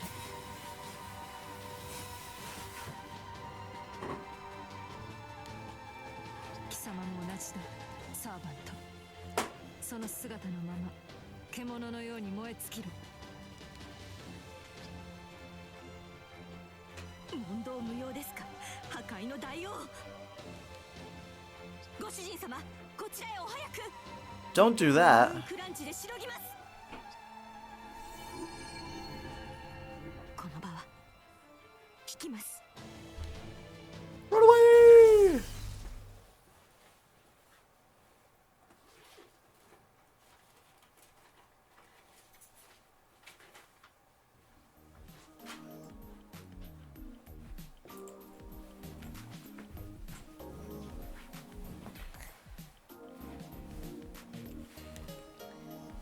Okay.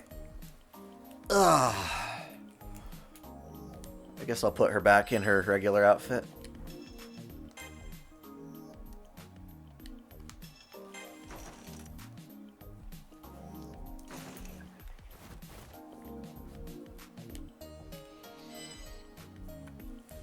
I will continue this stream tomorrow at 3 p.m.